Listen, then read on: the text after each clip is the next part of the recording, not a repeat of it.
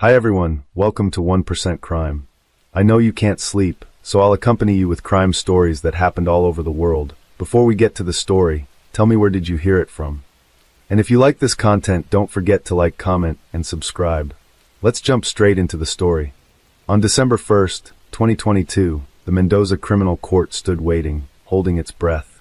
The atmosphere in the courtroom was tense, and the surrounding area was filled with people waiting for the verdict. On the dock sat a woman aged 32, dressed in a black dress, with white beads around her neck. Her face expressed not a single emotion, and her eyes burned with only equanimity and restraint. She was preparing to hear the judgment that would determine her fate and leave a mark on history. Everyone in the room had known this woman for many years, but now they were faced with a mystery that was difficult for them to understand. Outside the courtroom doors, the approaching footsteps of the judge could be heard, like the pounding of a heart, echoing in the silence and felt in every corner of the place. Everyone knew that what was at stake today was not only the fate of the woman in the dock, but also the truth that had remained in the shadows for so long. There was a whole story behind this woman, the events of which were as mysterious as she was. The truth of this real crime is hidden in the details, and the trial becomes a real challenge for all involved. Manadú is a small town hidden among the mountains and valleys of the Argentine province of Mendoza. This is the place where nature reveals its most beautiful colors. In autumn, the streets are sprinkled with golden leaves, and the mountain peaks are painted in shades of orange and red. The residents of Manadú know each other well, and everyone can tell the biography of their neighbors. Here people share joys and sorrows, support each other in difficult moments, and celebrate important events together. In this secluded place, among the mountains and valleys, Rolando Angel Aquino and Karen Oviedo began a romance that would later shake Manadú and all of Argentina. When the streets of the city, surrounded by colors of autumn gold, as if frozen in anticipation of something long awaited, the fates of the two young people of this story intertwined. Rolando Angel Aquino, a man with a magnetism capable of attracting the attention of others, could not help but notice the exciting gaze of Karen Oviedo. She was a woman with fire in her eyes, a passion for life, and an energy that instantly won his heart. The young people were very similar in their interests and dreams, and the determination and entrepreneurial thirst of both inspired them. This meeting was an accident that gave them a chance for true happiness. Finally, they found in this relationship what they had been looking for in others for so long. So in 2016, the lovers started living together and opened their own business, a warehouse, which was located in the house where they lived. Karen has always had a special eye for detail, and she lovingly created a sign on one of the windows for customer service. Next to it were lists of items for sale. It was their little corner that they were rightfully proud of. The people of Manadú watched this happy and determined couple with interest and respect. Everyone wondered who these young people were and how they managed to accomplish so much. Many people knew Karen from childhood, but Rolando remained a mystery. No one knew anything about his past, except that he came from Bolivia. Rolando not only ran the business with Karen, but also worked at the fair in Guaymalan, where wholesale fruit sales were held. Looking at this couple, it seemed like they had found their little paradise on earth. But sometimes, even the strongest and most sincere relationships can face a test. One day, Rolando was taken aback when he caught Karen in the car with another man. His reaction was a flash of anger. In that moment, he nearly destroyed everything inside the interior of the car. The picture of happiness crumbled in a matter of minutes. But then, Rolando agreed to give them a chance, choosing to forgive and continue to move forward with his beloved. In the eyes of others, they remained a model of an ideal couple, able to overcome all difficulties together. Rolando Angel Aquino is an enigmatic figure who was born in 1987 in Bolivia. His exact date of arrival in Argentina remains unknown, like many other aspects of his life. As the eldest of 7 children in his family, Rolando learned from an early age the value of family bonds and hard work. His ideal was a happy family filled with joy and children's laughter. In his youth, he met Carolina Chavez, from whom he later have a son. Despite the difficulties, the couple remained on good terms. Later in his life appeared Soledad Gardio, who gave him another son, Elias. Relationships with Soledad also did not work out. However, Rolando was always a devoted father who took care of his children. He kept in touch and always maintained a warm relationship with the mothers of his children. From a young age, Rolando was a physically fit man who took care of his health by playing sports and playing soccer for the local team. Colleagues and loved ones described him as a kind and very hard-working man. Neighbors in his neighborhood got along well with him, but Rolando always showed a distinct shyness in socializing. Karen was born March 30th, 1990, and spent her childhood and youth in Manado, in the same house where she and Rolando later established their warehouse. She was well known among the locals as an outgoing and open-minded woman. Like Rolando, Karen dreamed of a happy and successful family with a caring and devotedly loving man. However, it took her some time to find the one man with whom she could build her happiness. Before meeting Rolando, Karen had already attempted to create a happy relationship that resulted in the birth of two wonderful girls. One of her former partners, Raul Ojeda, became the father of one of them, and Karen married him in 2013.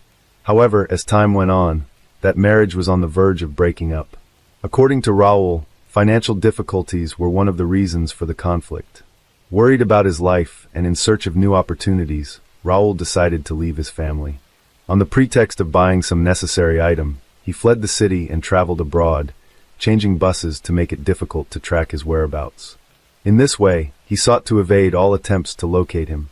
In the summer of 2019, 9-year-old Elias arrived at Rolando and Karen's house.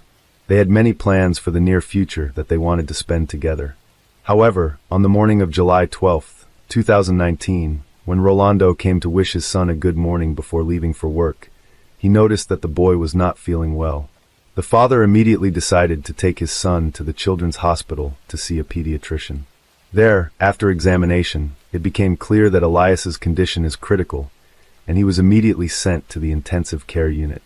Despite the best efforts of the medical staff, little Elias died shortly after he was brought to the hospital. The amazing thing was that he left home perfectly healthy, without any unusual symptoms, and arrived at his father's house also perfectly healthy. However, the medical report was devastating. It stated that Elias died of third-degree poisoning, which caused multi-organ failure and cerebral thrombosis. These conclusions left Elias's parents in complete bewilderment, as their son seemed to be completely healthy and active, and suddenly died of an incomprehensible disease. Following their professional duty, the doctors insisted on conducting an additional forensic medical examination. However, Elias's mother and grandmother, dumbfounded by the loss, refused this procedure. Karen offered to cremate the boy's body, but Elias's mother also refused, preferring to bury her son in a private cemetery so that she could come and lay flowers on his grave. Elias's death was a blow that broke Rolando's heart. He was devastated by the unexpected loss of his youngest son. The caring and loving Karen never left Rolando for a moment. She took care of all the business, carefully supported her boyfriend, and helped him through his pain and grief. Over time, with the warmth and support of the woman he loved, the pain began to subside. 16 months after this terrible tragedy, Rolando decided to take a big step and proposed to Karen. They got married, and the man was sure that this woman would always be by his side. However, their happiness turned out to be short-lived.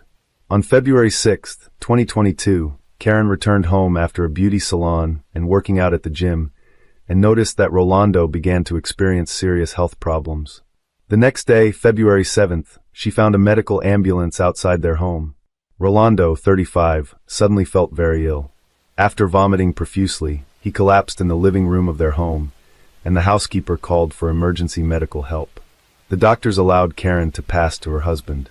When Rolando was taken to the Santa Maria clinic, his condition was critical.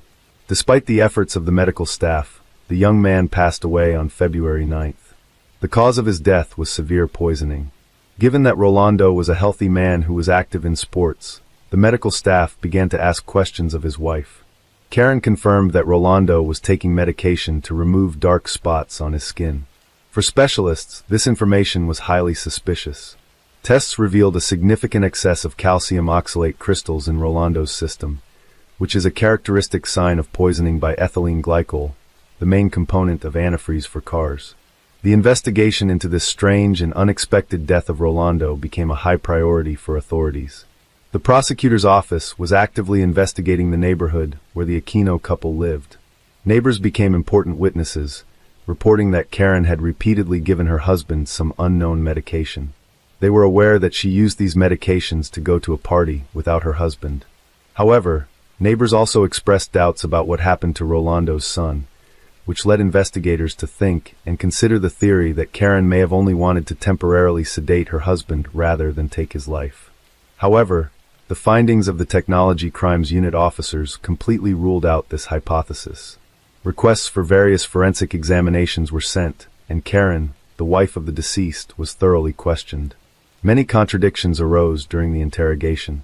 The investigating officers called on Karen to name the substance she had slipped to her husband before his death. The woman claimed that it was just a skin blemish remedy and that she had administered it through and for. However, when she was asked to provide a vial of the solution, Karen said that the housekeeper had already thrown the drug away. A further interview was then conducted with the housekeeper, Claudia Cortez, who denied Karen's statement regarding the discarded vial. She also reported that she had overheard a conversation between the couple in which Rolando expressed dissatisfaction with the medication he was receiving. Karen was detained during the investigation, and her cell phone was seized. Rolando's family, friends, and teammates were shocked by the news of his death. For visitors to the Aquino couple's warehouse and other locals, it was also a shock. No one could understand what had happened or why the father of the family had bid farewell to the world so suddenly. Raul, Karen's ex-husband, was extremely surprised when rumors of a deliberate poisoning began to spread. He claimed that his ex-spouse was always affectionate and never violent towards him. After analyzing the suspect's phone, it was discovered that Karen had searched a search engine for information on the deadliest poisons and how to clear her search history. In addition, records of her 2 ethylene glycol orders from an online store were found. The Agency for Toxic Substances, as well as the U.S. Centers for Disease Control and Prevention, found that it is a synthetic substance that absorbs water and is used in the production of antifreeze. This product is odorless, has a sweet taste, and is extremely dangerous to humans. With the preliminary results of the forensic examination and all the information discovered, the prosecutor's office charged Karen with willfully poisoning Rolando with a poisonous substance diluted with orange juice. Consumption of this beverage caused Rolando's health to seriously deteriorate, and he died. A series of strange and tragic events in the Aquino family forced the authorities to take drastic action. By mid-February, with enough evidence against Karen, an aggravated murder charge was filed. In parallel, suspicions surfaced as to the cause of 9-year-old Elias' death, triggering a new investigation. The prosecutor's office decided to conduct a detailed investigation into the boy's medical history. The mother claimed that Elias was fully healthy and active, and that he had suddenly gone into a coma while at his father's house, from which he never came out. The boy's death certificate indicated that the cause was a malfunction of his internal systems and cerebral thrombosis. However, investigators persistently doubted that Elias, at age 9, could have died of such causes, especially given his overall health. The prosecutor's office requested information about possible purchases of ethylene glycol and received a response confirming that Karen purchased the poison on July 2, 2019, shortly before the boy arrived at the Aquino home.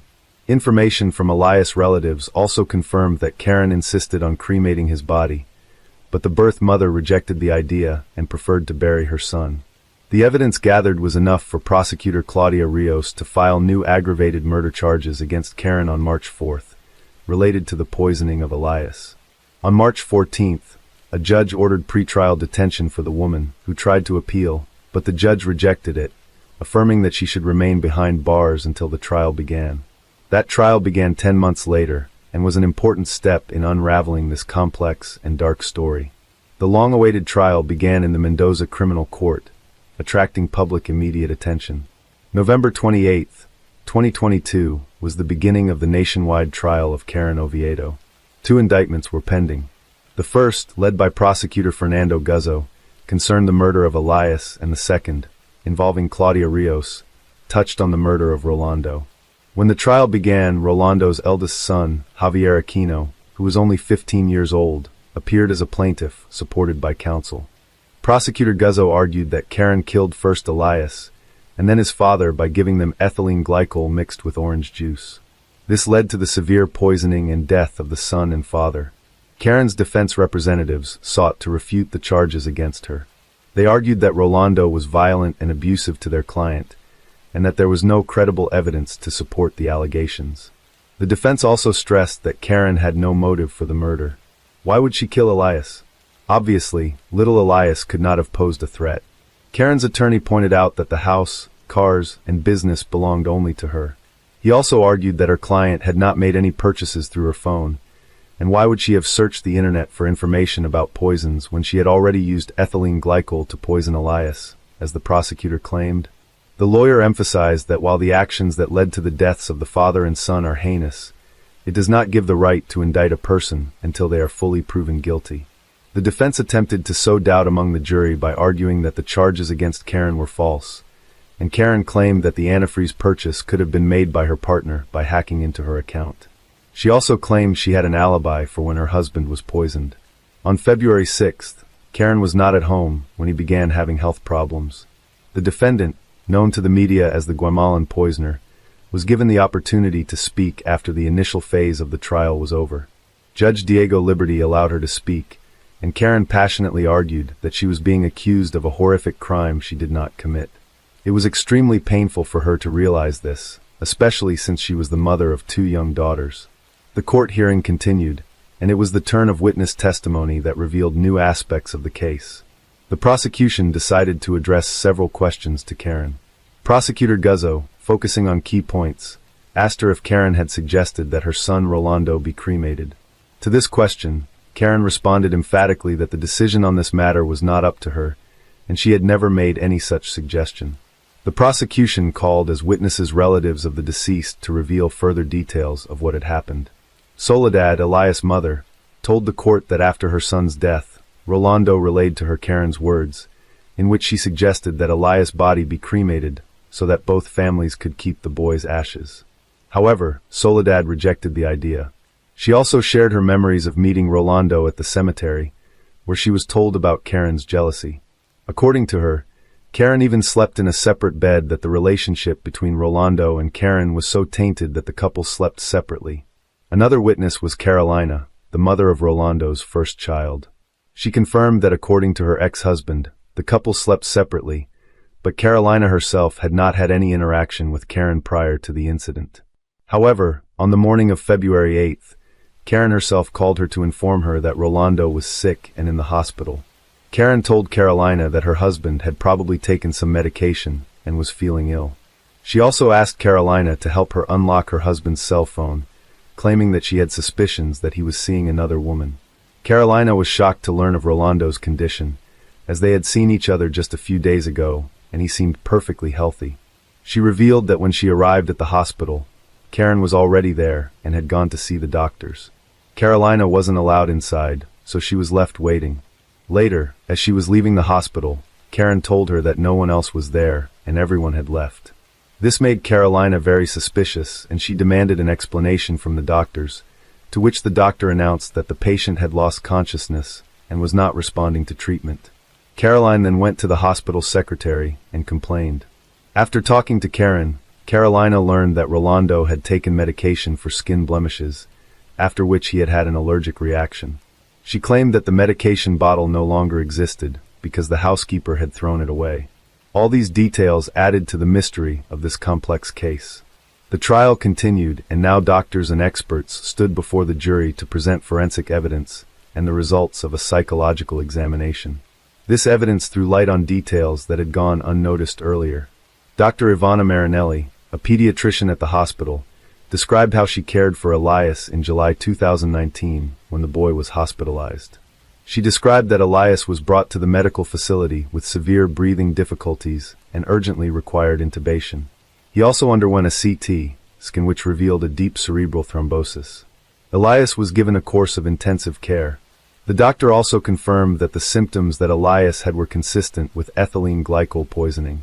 This included impaired consciousness, restlessness, and a subsequent coma accompanied by a blood clotting disorder. Despite the best efforts of medical personnel, the boy's condition worsened, and after 5 p.m. on July 12th, cardiac and respiratory arrest ensued. Doctors tried to resuscitate Elias for 50 minutes with the participation of his father, but all efforts were futile. He was pronounced dead at 6 p.m. The jury also read the results of Karen's psychological examination, conducted at the request of the prosecution.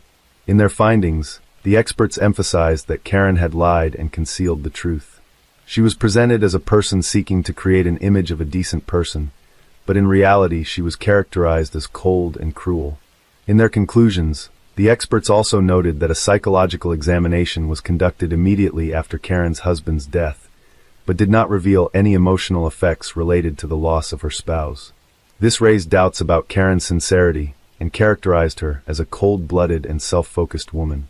The examiners found evidence of latent hostility and impulsive behavioral reactions in Karen. Finally, Prosecutor Guzzo expressed doubt that Karen was a victim of gender-based violence as she portrayed herself in her testimony.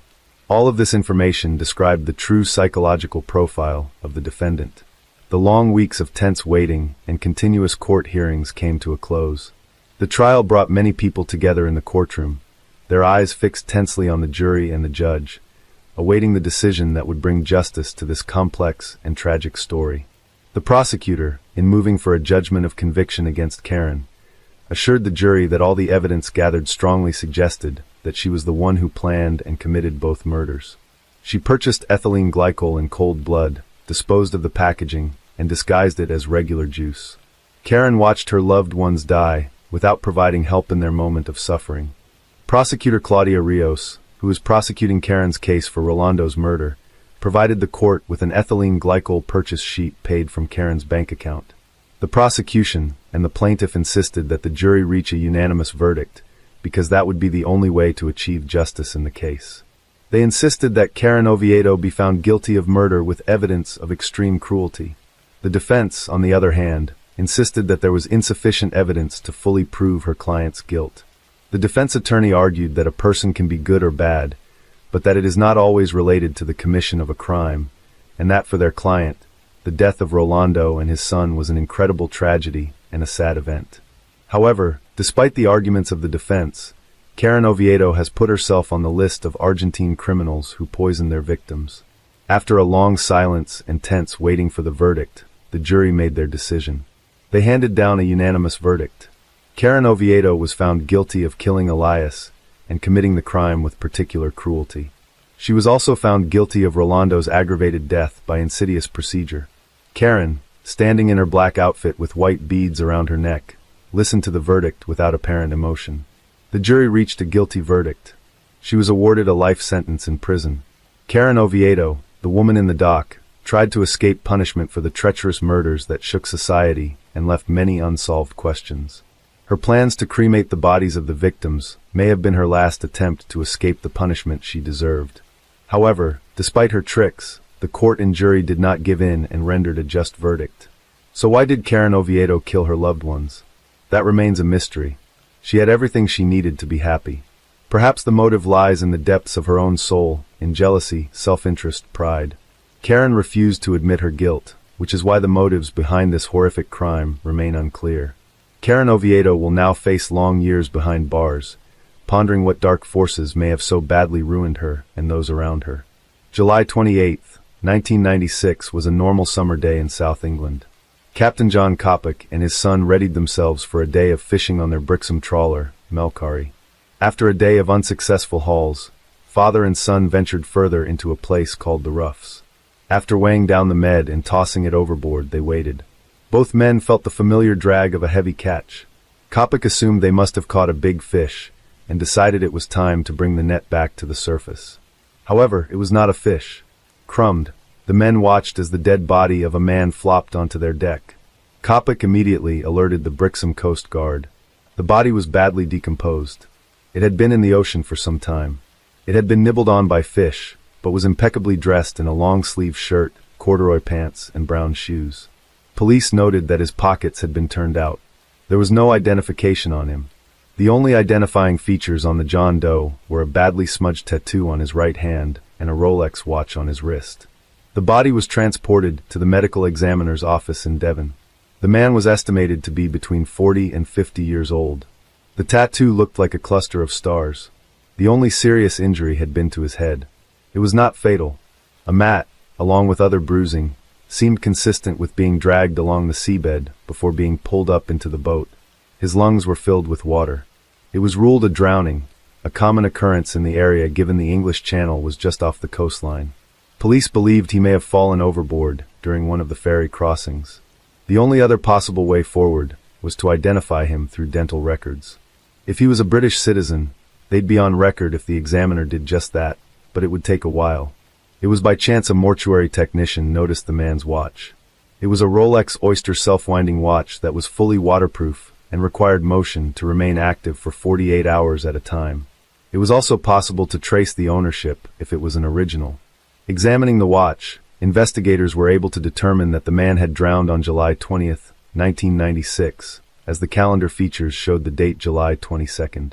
They were also able to find a hidden serial number between the wristband and watch face. This number was sent off to Rolex to determine if it was an original and had been serviced by the owner. In the meantime, the John Doe was dubbed the Rolex Man, and the mystery deepened. Several weeks later, through records kept by Rolex, investigators received a name, Ronald Joseph Platt. The owner also received the dental records to corroborate this evidence. Ronald Joseph Platt was a 51-year-old TV repairman. Records state that he was born in Calgary, Canada in 1945 before his family moved to Britain. He was unmarried and had once served as a soldier in the British Army as part of his national service. Close friends described him as a quiet and introverted man who had a passion for his native country, Canada. This passion led to him buying a Rolex in Germany in 1967. It was one of his most prized possessions, and his ex-partners said Platt would not even take his watch off to shower. Using this information, investigators needed to find out exactly who Platt was and how he ended up tangled in a fishing trawler. Detective Constable Ian Clenaghan of the Devon and Cornwall Police was assigned to the case from the initial discovery. Police were able to discover hundreds of miles from where his body was found. Clenaghan made contact with the Essex Police Department. Detective Sergeant Peter Redman offered to visit the address to help with the case. When Redman visited the property, it was vacant. Redman contacted the landlord to explain that the owner had moved some time ago, but provided the detective with a reference letter. The letter contained a request to reach out to Davis. The detective inquired about Platt and Davis's relationship before explaining that the body they discovered in Devon was possibly that of his friend. Davis agreed to pay the Essex police a visit. Redman met with Davis and found him to be an amiable person who seemed quite confident. However, he was quiet and did not ask many questions about Platt's death or discovery. When prompted, Davis explained that he hadn't seen Platt in over 3 months. The last time they'd met, he'd loaned him money to start an electrical business in France. As far as Davis knew, Platt had been living in France all this time. During the interview, Redman learned that the tattoo on Platt's hand was in fact a maple leaf, the national symbol of Canada.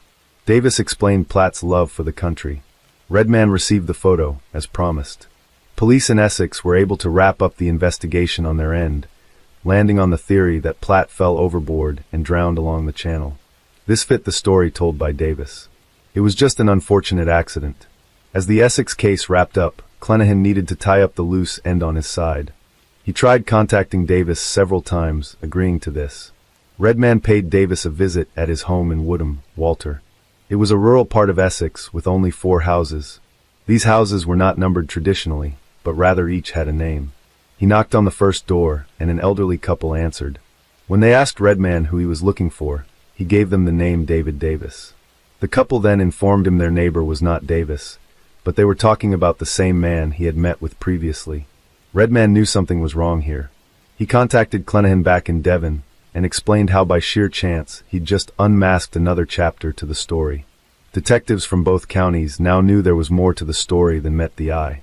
Redman started focusing on gathering information on Platt and his rather young wife and 2 little children. They also mentioned that Platt and his family had often vacationed in Devon as they had a yacht down there. The name, though, escaped them. In Devon, Clenaghan too started re-examining the evidence and began by questioning old witnesses. His first stop was John Coppock. When questioned, Coppock told him that to sell. Fortunately, the anchor remained unsold, and investigators were able to retrieve and bag the anchor as evidence. For Clenaghan, the next stop was interviewing those who knew Platt.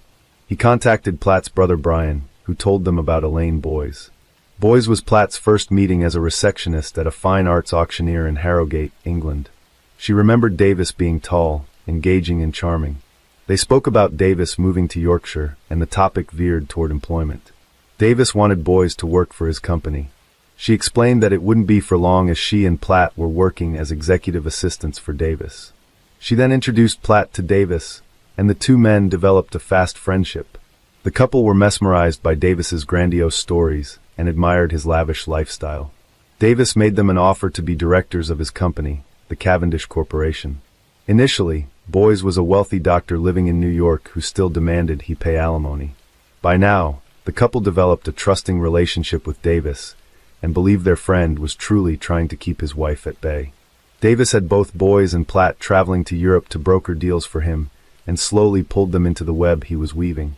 They deposited money for him into various foreign bank accounts, never questioning David or his motives. He was trustworthy, a man of religion, and in their eyes, infallible. On Christmas Day, 1992, Davis invited the couple to spend the day with him and his daughter, Noelle. After enjoying a hearty meal, they sat down to exchange gifts. Boy's car was the ultimate gift. Davis had made a promise to buy the couple 2 tickets to Canada if they were willing to use them before February 1993. For Boys, it seemed a bit overwhelming with a short notice, but Platt was on his way to Club 9.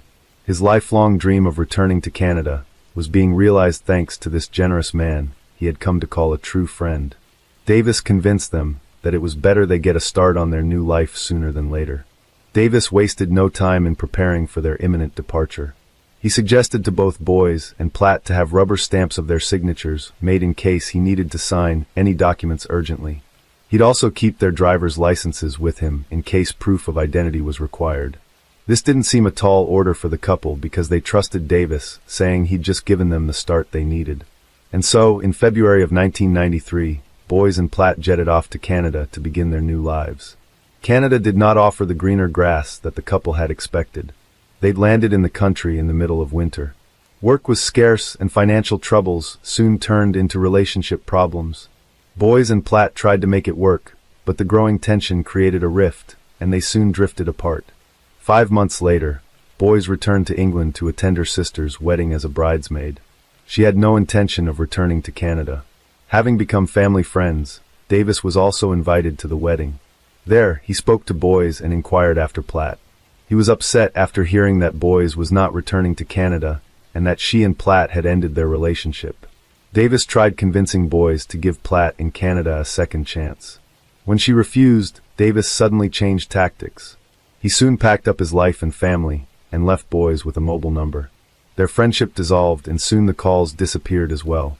Platt and Boys, too, were no longer in contact. Since leaving Canada, she'd not had any contact with her ex-lover, Platt, or her once dear friend, Davis. So when Davis contacted Boys late in 1996, she didn't think much of the impromptu conversation, as they barely had anything to say to each other after all that time. He mentioned nothing about Platt, and that was that. He failed to inform her that Platt was dead. After the interview was over, Boys told police she now had her suspicions that Davis was somehow involved in Platt's death. Boys provided the vital link between Davis and Platt, but investigators needed more definitive clues.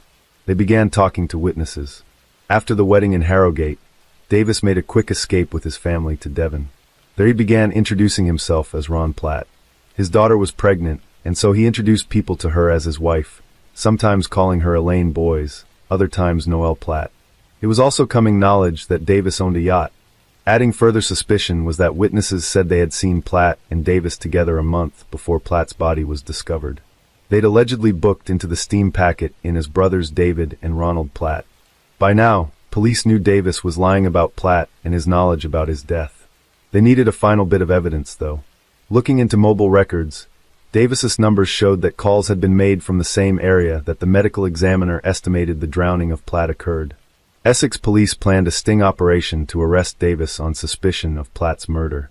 They waited for him to arrive at the Chelmsford train station after being tipped off by Boys, who agreed to meet Davis for coffee. He, however, evaded them. Redmond, though, was tenacious and decided to drive by the family home.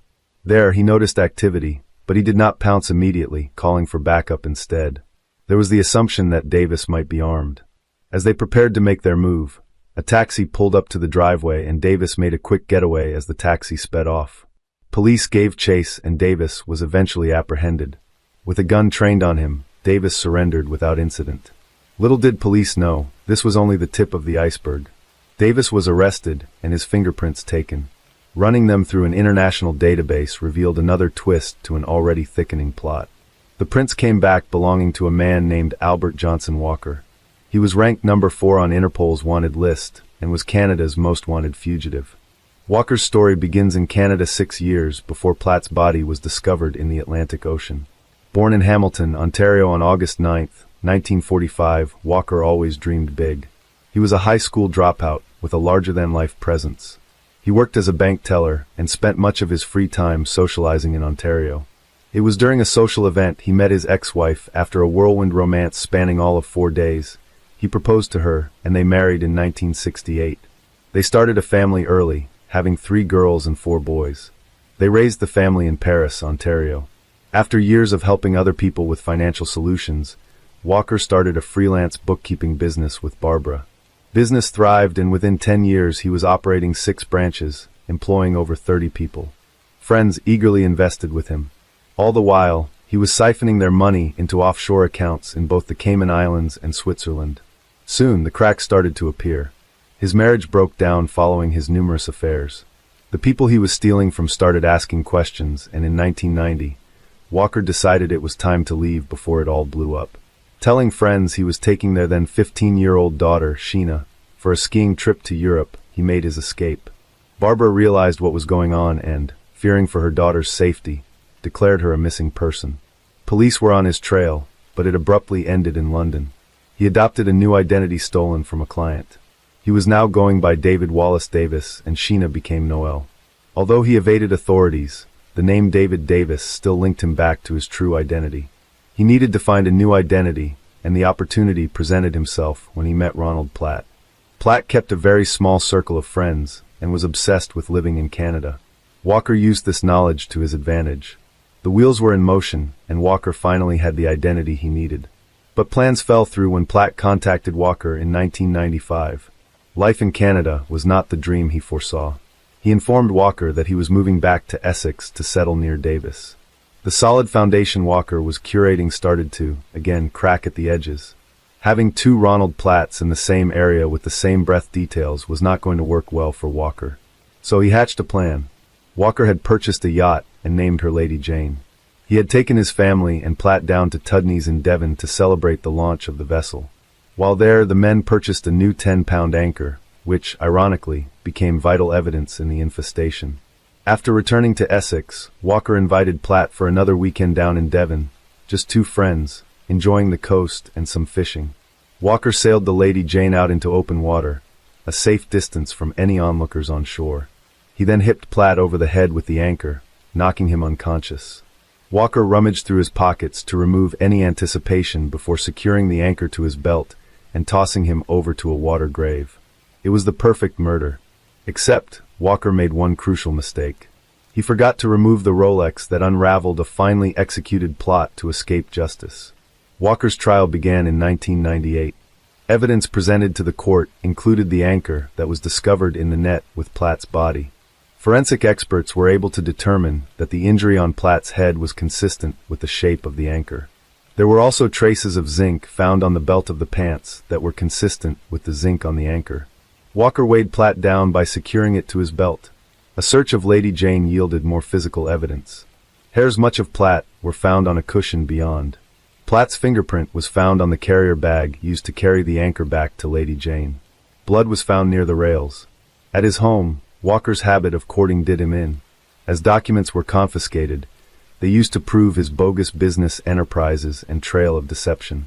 It was, however, the testimonies of both Boyers and Sheena that were to be the final nails in his coffin. Boyer's testimony provided the court with evidence that Walker had much to lose if Ron Platt returned to England.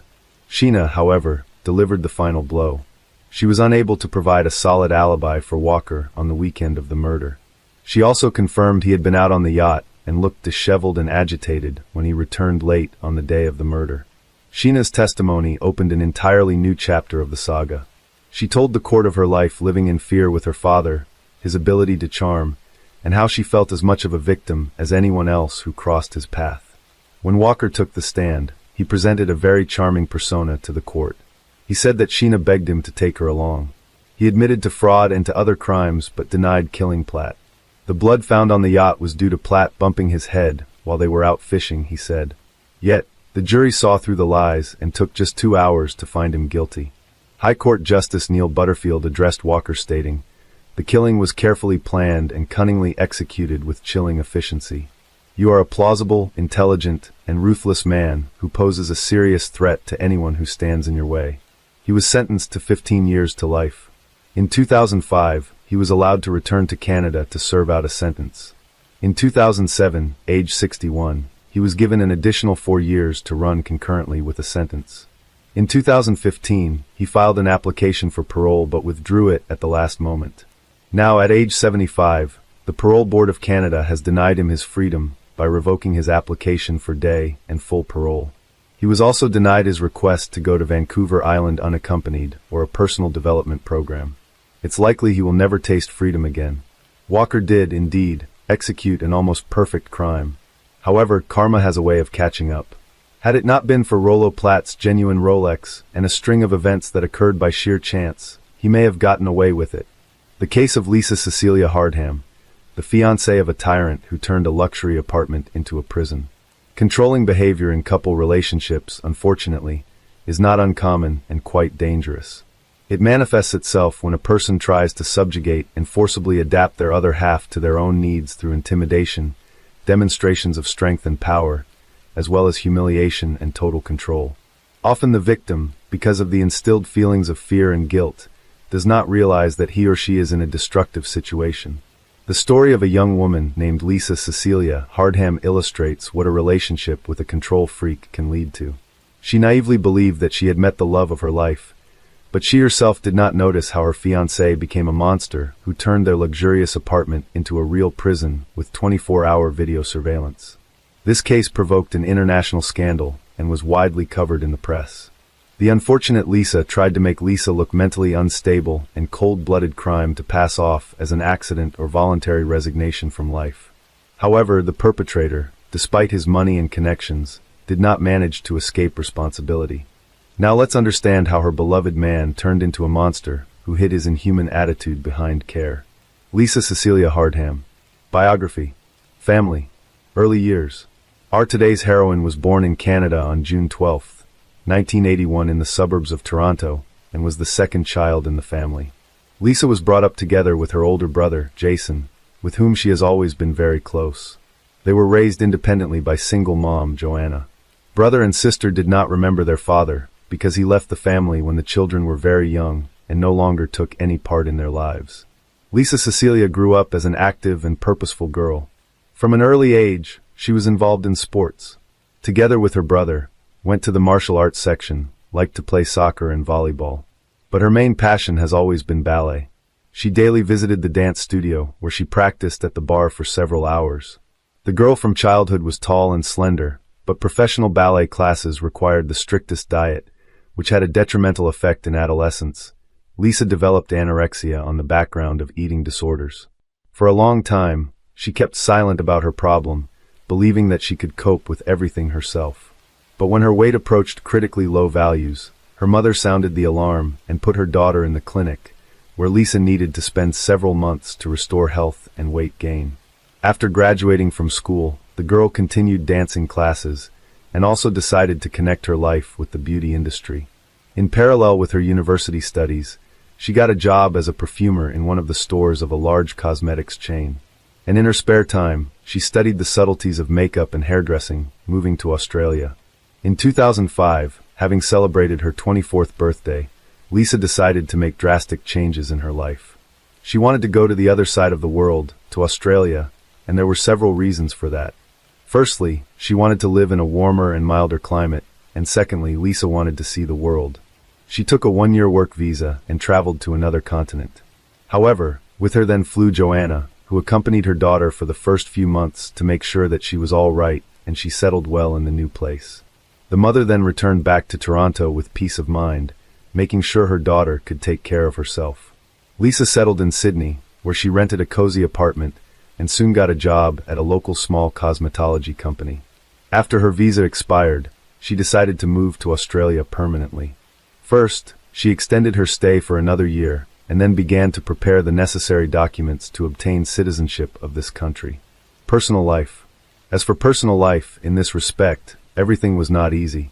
The fact is that Lisa always preferred to meet with older men. Obviously, not the least role in this played a lack of a father in the family, so she always reached out to more mature men, looking for support and protection in them.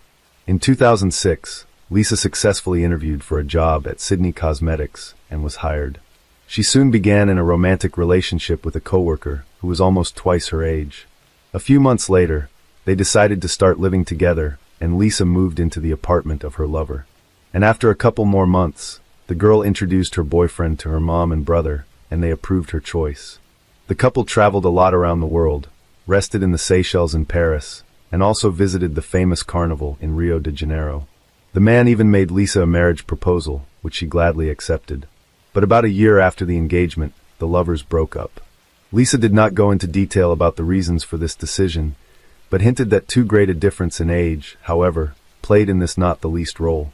In 2010, Lisa graduated from the Sydney College of Stylists and got a job as a hairdresser in a popular beauty salon, where she quickly won the respect of colleagues and the trust of customers. At the same time, a new boyfriend appeared in her life, but their romance did not last long because Lisa found out that he was married. Destroy someone else's family she was not going to, so she quickly broke off the relationship. But shortly before that, at one of the parties, this guy introduced her friend, a businessman named Simon Gitney. This acquaintance turned out to be fatal for Lisa. Who is Simon Gitney? Simon was born in Maryland in December 1973 in a very religious, large family of immigrants from Lebanon. He had 5 other siblings, whom his parents raised in strictness and obedience. However, Simon from a young age had problems with controlling emotions and outbursts of anger, and he was also possessive, did not tolerate rejection, and often gave the will of his fists. All this eventually led to serious problems with the law. The first time Gitney was behind bars was at the age of 18, when he came to his ex-girlfriend in the store where she worked and began to openly molest her. The store owner interceded for the girl and threw the impudent man out the door, but Simon returned with friends who grabbed the store owner and held him while Simon beat him severely. That time, the guy only served a few months and was released on bail for good behavior afterwards. But 3 years later, he was arrested again, this time on theft charges. However, Simon resisted violently, threw himself into a fight, and bit off one of the policeman's earlobe. He was threatened with a serious prison sentence for this prank, but the pastor of the Lebanese Christian church of which his entire family was members interceded. As a result, the young man spent only a year and a half in prison. In 2000, Simon again came to the attention of the police, and this time he was arrested for possession and distribution of illegal substances. But the sentence was again extremely lenient, and he served 2 years out of the 4 assigned to him. On release, Gadamai, as it seemed to everyone, took the path of correction. He moved to Sydney, where with a few friends founded a fairly successful business for the production and sale of luxury women's shoes. This business brought a stable high income, so Simon quickly became rich, acquired luxury real estate in a prestigious neighborhood, a premium class car, and carefully tried to hide from everyone his rich criminal past. From his roommates to his lovers. At that party, Simon and Lisa exchanged phone numbers, and soon he called her himself. Their relaxed communication somehow imperceptibly grew into a buddy relationship, and when in January 2010 Lisa complained that she was unhappy with her current living conditions and would like to rent an apartment in another neighborhood, Itani kindly offered her to live for free in one of the rooms of his luxurious apartment while she was looking for a suitable place to rent. Lisa accepted the offer, although her mother was somewhat alarmed by this turn of events. But Lisa convinced Joanna that it was a temporary measure and that she and Simon are just friends. By the way, she herself at that time thought that the man who so carefully monitors his appearance and adores piercings preferred to build relationships with guys. But this opinion turned out to be wrong. For the first couple of months, Itani really kept his distance.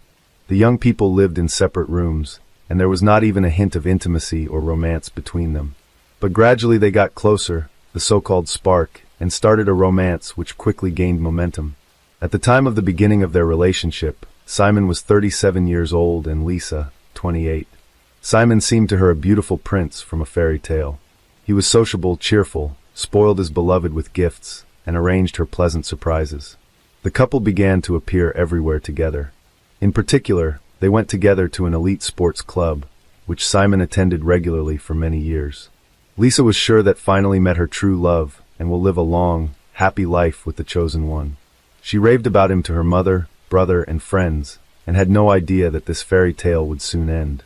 An affectionate tyrant, just 6 months after the beginning of the relationship, Simon's behavior began to change, but it happened in stages and in such a way that Lisa did not notice anything, thinking that the lover does everything for her own good. He gradually distanced Lisa from friends and family, erased all her personal boundaries, tried to change her views, tastes, and behavior, adjusting them to his needs.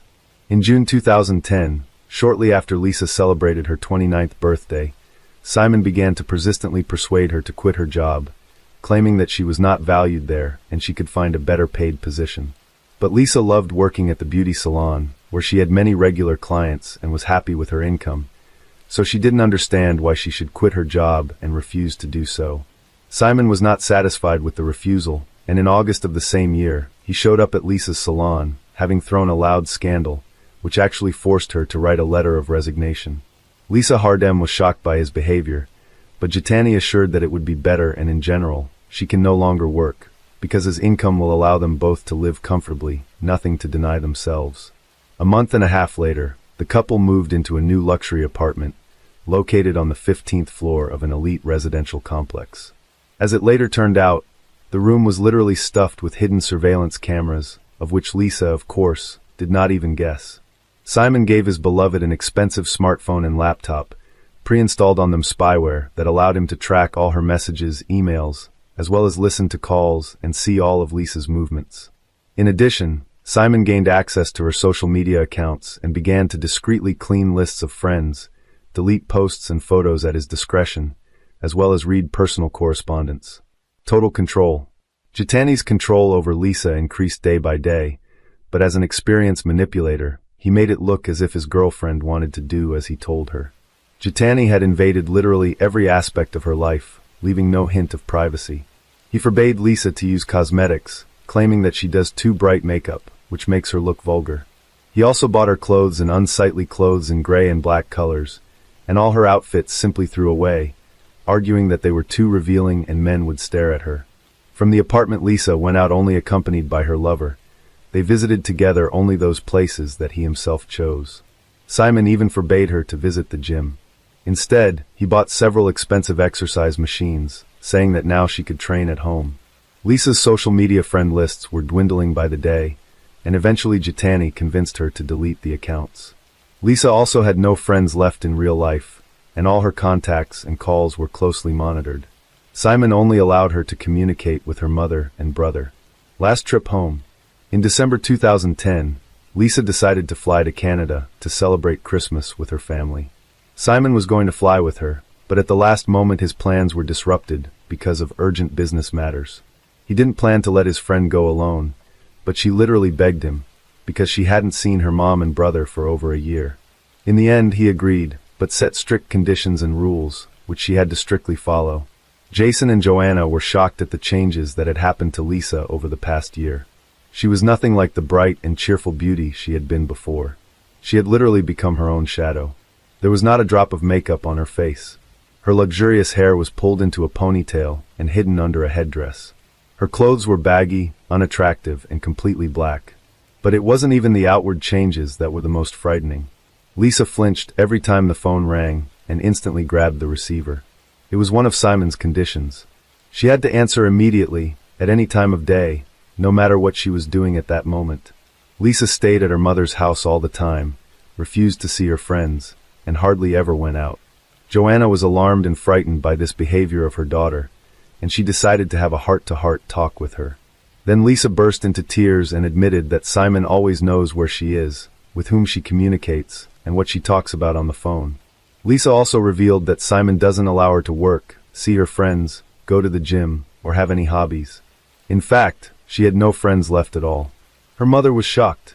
She began to persuade her daughter to stay in Canada, because in Australia she has nothing to keep her. But Lisa said that she loved Simon and did not want to break off the relationship with him.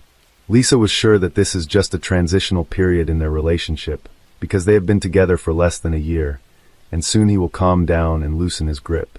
She also added that her lover cares about her and wishes her only good.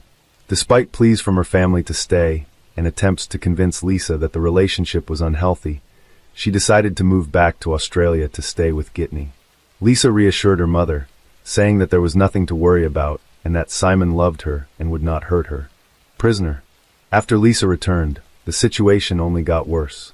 Simon forbade her to leave the apartment, and if they went out together, she had to look only at her feet, so as not to meet the eyes of other men.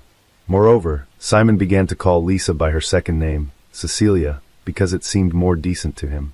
In the spring of 2011, Lisa began to complain of pain in her leg. It was an old injury received in his youth during ballet classes.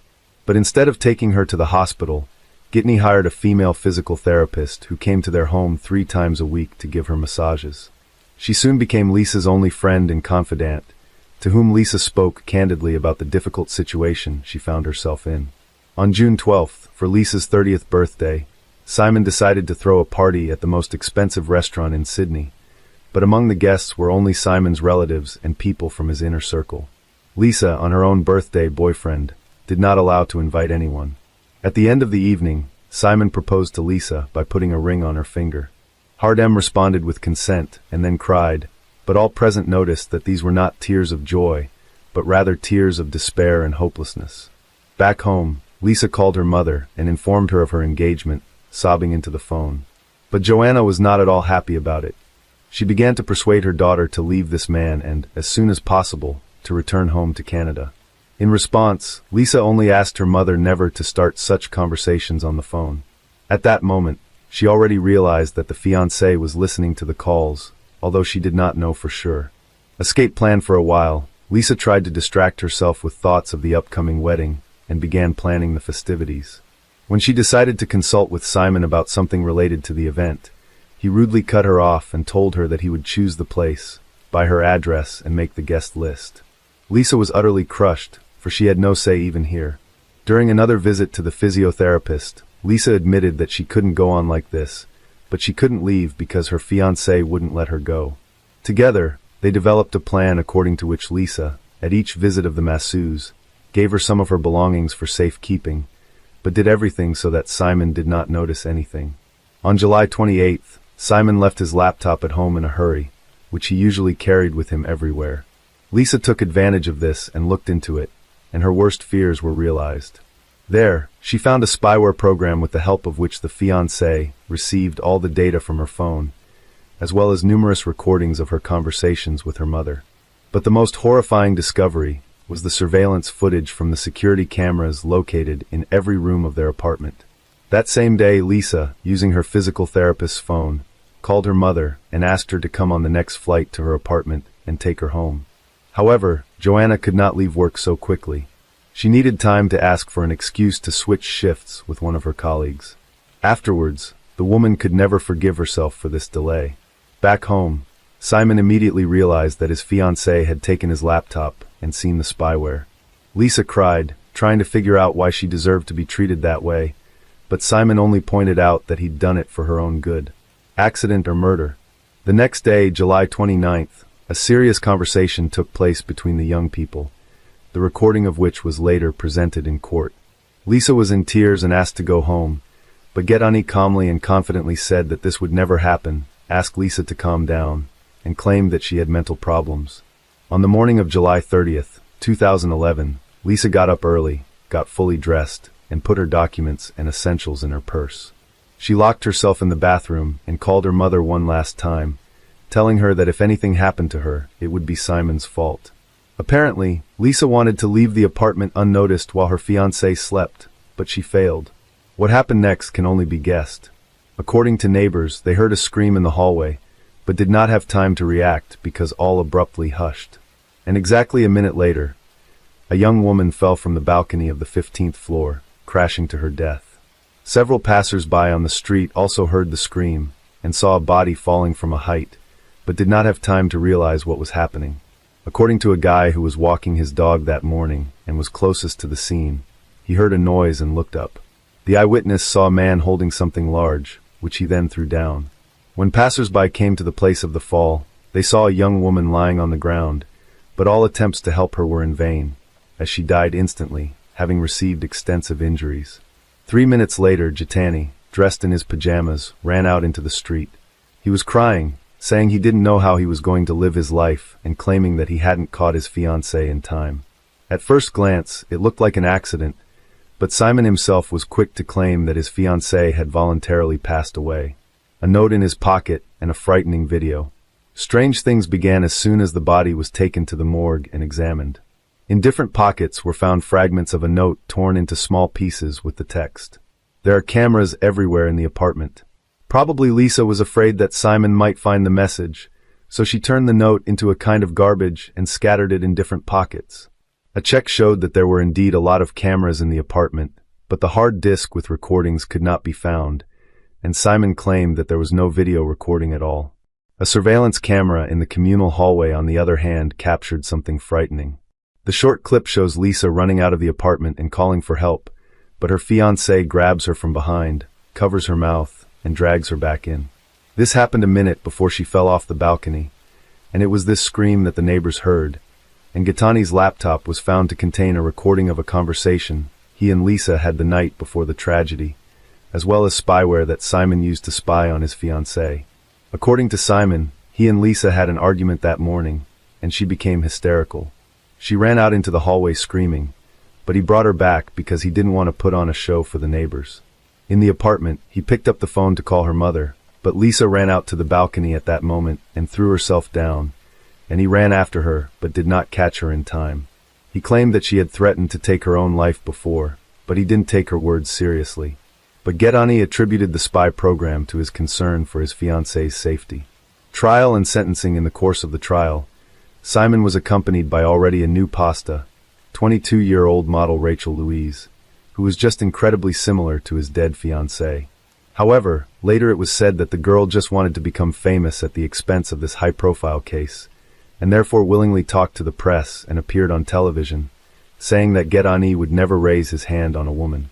Simon's lawyers tried to convince the court that Lisa suffered from a mental disorder, was prone to hysterics, and could have voluntarily passed away.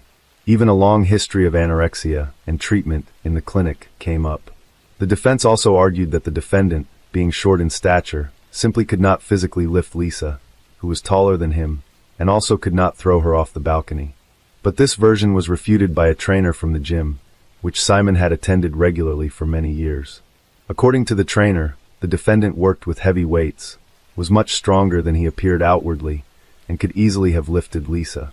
This was also supported by the absence of Lisa's fingerprints on the railing and the glass barrier, as she could not have jumped without leaning on them. Also testifying in court was the physiotherapist to whom Lisa had told in detail everything that had happened to her and had given her her belongings. In the hope of escaping, it was her testimony that was decisive. Gaetani was found guilty of murdering his fiancée and sentenced to 26 years in prison, with the possibility of parole after 18 years.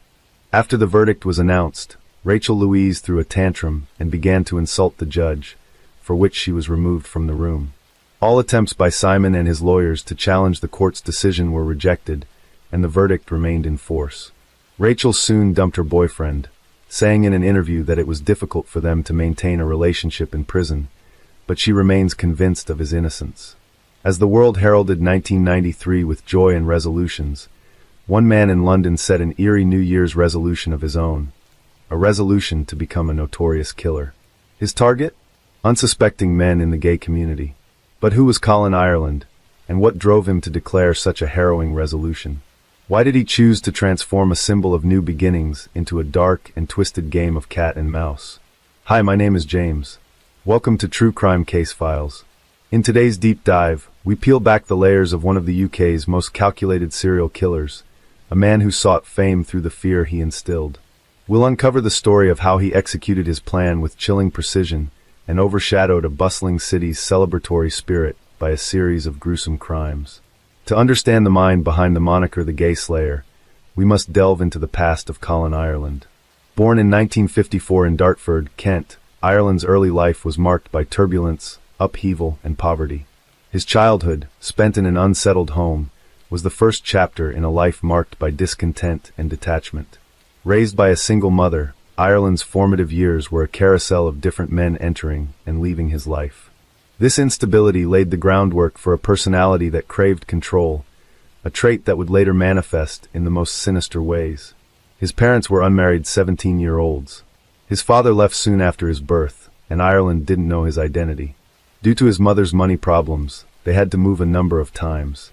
In spite of all the hardships, Ireland had a close relationship with his mother and remembered her as affectionate and benevolent. Ireland said that as a child, he was a thin, lanky little runt, always getting the worst of it from schoolyard bullies. This made Ireland frequently miss school. As a result, he didn't get a proper education and became sad and withdrawn, choosing his few friends among the most unthreatening kids. As a teenager, Ireland found himself entangled with the law. His crimes, though initially petty, hinted at a deeper struggle within, a struggle for identity, and a desperate need to assert his significance in a world where he felt invisible. Constantly in trouble of his own making, Ireland was sent to borstalls and prisons for theft, robbery, blackmail, and burglary. He ran away to London at 16 and hung out in an amusement arcade with a bad reputation where young boys were targeted by pedophiles. Ireland was approached by some of them. Besides, one of his jobs was a bouncer on a gay club. That's where his understanding of gay subcultures came from. As Ireland himself described the 70s, I was entering what I call the lost period, common to those who suffer from psychopathy. In between custodial periods, a lot of the 70s were a blur. I spent my time detached and wondering. In 1982, Ireland married Virginia Zammit, who was confined to a wheelchair. His colleague witnessed a pleasant family life when he visited them. They divorced 5 years later after Ireland's adultery. In 1989, he married Janet Young. He was abusive and after 4 months left his wife abruptly when she was away for the weekend, stealing over £10,000 from her account and leaving her completely broke. He moved to Southend-on-Sea, Essex, roughly 60 kilometers east of London, and lived in a hostel there. Later, he moved to his own flat. There, in this flat, Ireland decided to become a serial killer as his New Year's resolution. Drifting through adulthood, Ireland's life was a patchwork of odd jobs and fleeting relationships. But beneath this veneer of normalcy, there was a growing fascination with infamy and a desire to etch his name into criminal history. Ireland immersed himself in the dark world of serial killers. He studied them, not with a sense of horror, but with an analytical eye. What made them tick? How did they elude capture? These were the questions that consumed him. He spent many hours reading about serial killers and learning about geographic profiling, hence deciding to commit his murders far away from his home. A killer usually commits crimes in a certain radius of about 7 miles from his home. That's why Ireland chose London for his crime scene. He also planned to have at least 5 victims because he had read that a person needs to have such body count to qualify as a serial killer. The year 1993 witnessed a terrifying series of crimes that shook the core of London's LGBTQ+ community. Colin Ireland, a man whose unassuming demeanor masked a sinister agenda, embarked on a calculated campaign of terror, meticulously planning and executing a series of murders with chilling precision. Ireland's hunting ground was the vibrant gay scene of London. He frequented the Colhern Cub, a known gay bar, seeking out his potential victims. Here, amid the pulsing music and crowded dance floor, Ireland would select and study his targets, plotting their fates with cold detachment. Ireland sought men who liked the passive role in S&M, so he could easily restrain them as they believed it was a sexual game. Members of the pub would wear color-coded handkerchiefs to indicate their sexual proclivities. Ireland was posing as a dominant partner. His first victim, Peter Walker, was a 45-year-old choreographer. Ireland met Walker at the Colhern, and what started as a night of perceived intimacy quickly turned into a nightmare. Walker's body was discovered in his apartment, revealing the horror of Ireland's actions. Bound, gagged, and suffocated by a plastic bag placed over his head, Walker's death was just the beginning of Ireland's gruesome spree. Ireland placed 2 teddy bears in a sexual position on Walker's body and burned some of his pubic hair so he could smell it. While searching the flat, he discovered that Walker was HIV positive. Enraged, Ireland stuffed a condom into Walker's mouth and another one into his nostril. Each crime scene told a story of meticulous planning and ruthless execution. He carried a murder kit, a rope, handcuffs, and a change of clothing. Ireland left little evidence behind, confounding the police and instilling a growing sense of fear within the community. He was methodical, ensuring each scene was thoroughly cleaned, removing any traces that could lead back to him. He also stayed in the flat till morning to avoid suspicion from leaving in the middle of the night. To describe the nights after his murders, Ireland said, "I think that affected me mentally to quite a degree, sitting with his body for 5 to 6 hours, watching him gradually get blotches, go cold. It wasn't something that I could cope with, to be honest." Ireland disposed of all the things he touched by throwing them out of a train window on his way back to Southend. When the police discovered the body, they assumed it was the result of a sexual game gone wrong. 2 months later, Ireland returned to the pub where he met 37-year-old librarian Christopher Dunn, who invited Ireland to his flat. Ireland tied, handcuffed, then beat and tortured his helpless victim before suffocating him by stuffing pieces of cloth into his mouth. After murdering him, Ireland used Dunn's pen and bank card to withdraw $200 from his account. The police assumed it was an accident as a result of a sex game and didn't link his death to walkers. Ireland was getting more and more confident as his New Year's resolution was coming together. Ireland met 35-year-old businessman Perry Bradley III at the Culhern pub. He was the son of Texas Democratic Party fundraiser Perry Bradley Jr. In his Kensington flat. Bradley refused to be tied. But Ireland told him that he couldn't perform sexually without it. Bradley reluctantly agreed, and then Ireland told him that he was a thief, and he just wanted his money and pen. After Bradley gave Ireland his pen, Ireland told him that he should try to fall asleep as he wouldn't leave his flat till morning. Bradley did fall asleep, and Ireland realized that Bradley could identify him and strangled him. Then he placed a doll on top of the dead man's body. The heinous crimes of Colin Ireland not only sent shockwaves through the communities he targeted, but also captured the relentless gaze of the media. The press dubbed him the Gay Slayer, a moniker that sensationalized his horrific acts and underscored the homophobic undercurrents of the time. Within 3 days, on June 7th, Ireland was back at the Culhern. He met 33-year-old Andrew Collier, a housing warden, and went to his home. Again, Ireland handcuffed and tied his victim to the bed, demanding his bank details. After killing Collier's cat, Ireland strangled Collier. He placed a condom on Collier's penis and fastened the dead cat's mouth over it and put the cat's tail into Collier's mouth.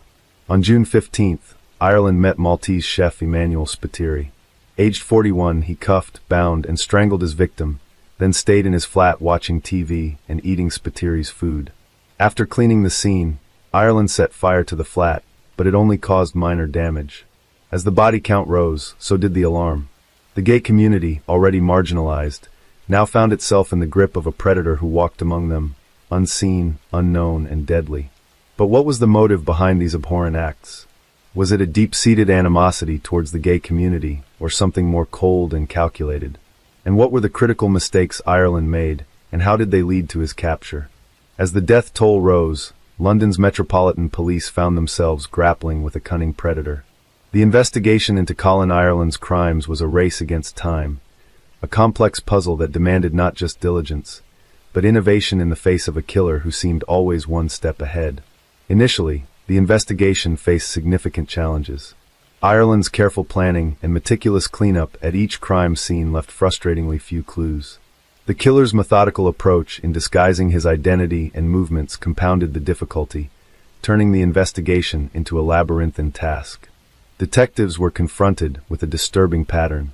All victims were men from the gay community, their bodies discovered in their own homes, a sign of trust brutally exploited.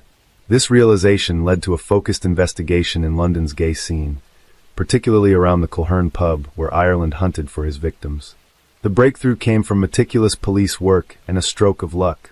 A forgotten fingerprint at a crime scene, a chance capture on one of London's first CCTV cameras. These were the pivotal moments that began to unravel Ireland's web of deceit. When Ireland was in Andrew Collier's flat, they heard a noise outside and came up to the window. Ireland gripped a horizontal metal bar across the window and forgot to wipe it off. The police then found these fingerprints. And finally, Ireland was captured on CCTV. Some witnesses said Spiteri left Culhern with a man. Then police traced his route home. His train journey went through Charing Cross Station, fitted with one of London's first CCTV cameras. Each piece of evidence was a precious key, unlocking parts of a puzzle that Ireland thought he had so carefully hidden. But what was it that finally led to Ireland's downfall? How did the police connect the dots in a case that seemed to defy resolution? The relentless pursuit of justice in the Colin Ireland case turned a crucial corner with a single seemingly innocuous phone call. Ireland, emboldened by his actions, made a call to the police, taunting them about his crimes. The day after Peter Walker's murder, having heard no news reports of his crime, he anonymously called the Samaritans and the Sun, telling them that he had murdered Walker and locked his dogs later. The police received a call from Dunn's killer, taunting them because they had failed to link his death to Walker's. In his next anonymous call to the police, he asked, after Collier's death, Ireland called Kensington police and said that he had killed 4 men and they had to stop him. He told the police that he had read many books on serial killers and said, he told the police that he had studied the FBI manual, that is, Whoever Fights Monsters, by ex-FBI agent and serial killer specialist Robert Ressler. I have got the book, he said. I know how many you have to do. Ireland later said that the TV crime series The Bill had also given him many of his ideas and police evasion methods. Forensic psychologist Professor Michael Brooks said, armed with this new evidence, the police intensified their efforts. A suspect started to take shape from the shadows. It was a breakthrough moment in the investigation, a lead that they desperately needed. On 19th of July, 1993, Ireland went to his solicitor. He said that he was on the CCTV, but that he had not killed Sputery. He went to his flat for sex, but there was another man. He didn't want a threesome and left. The investigation took a dramatic turn as law enforcement officers matched Ireland's fingerprint to the Collier crime scene. His arrest was a moment of triumph mixed with stark horror as the extent of his crimes came to light.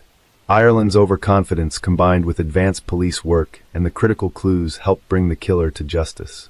The capture of Colin Ireland was more than just the conclusion of a manhunt. It was a moment that brought some semblance of closure to the victims' families and a community shaken by fear.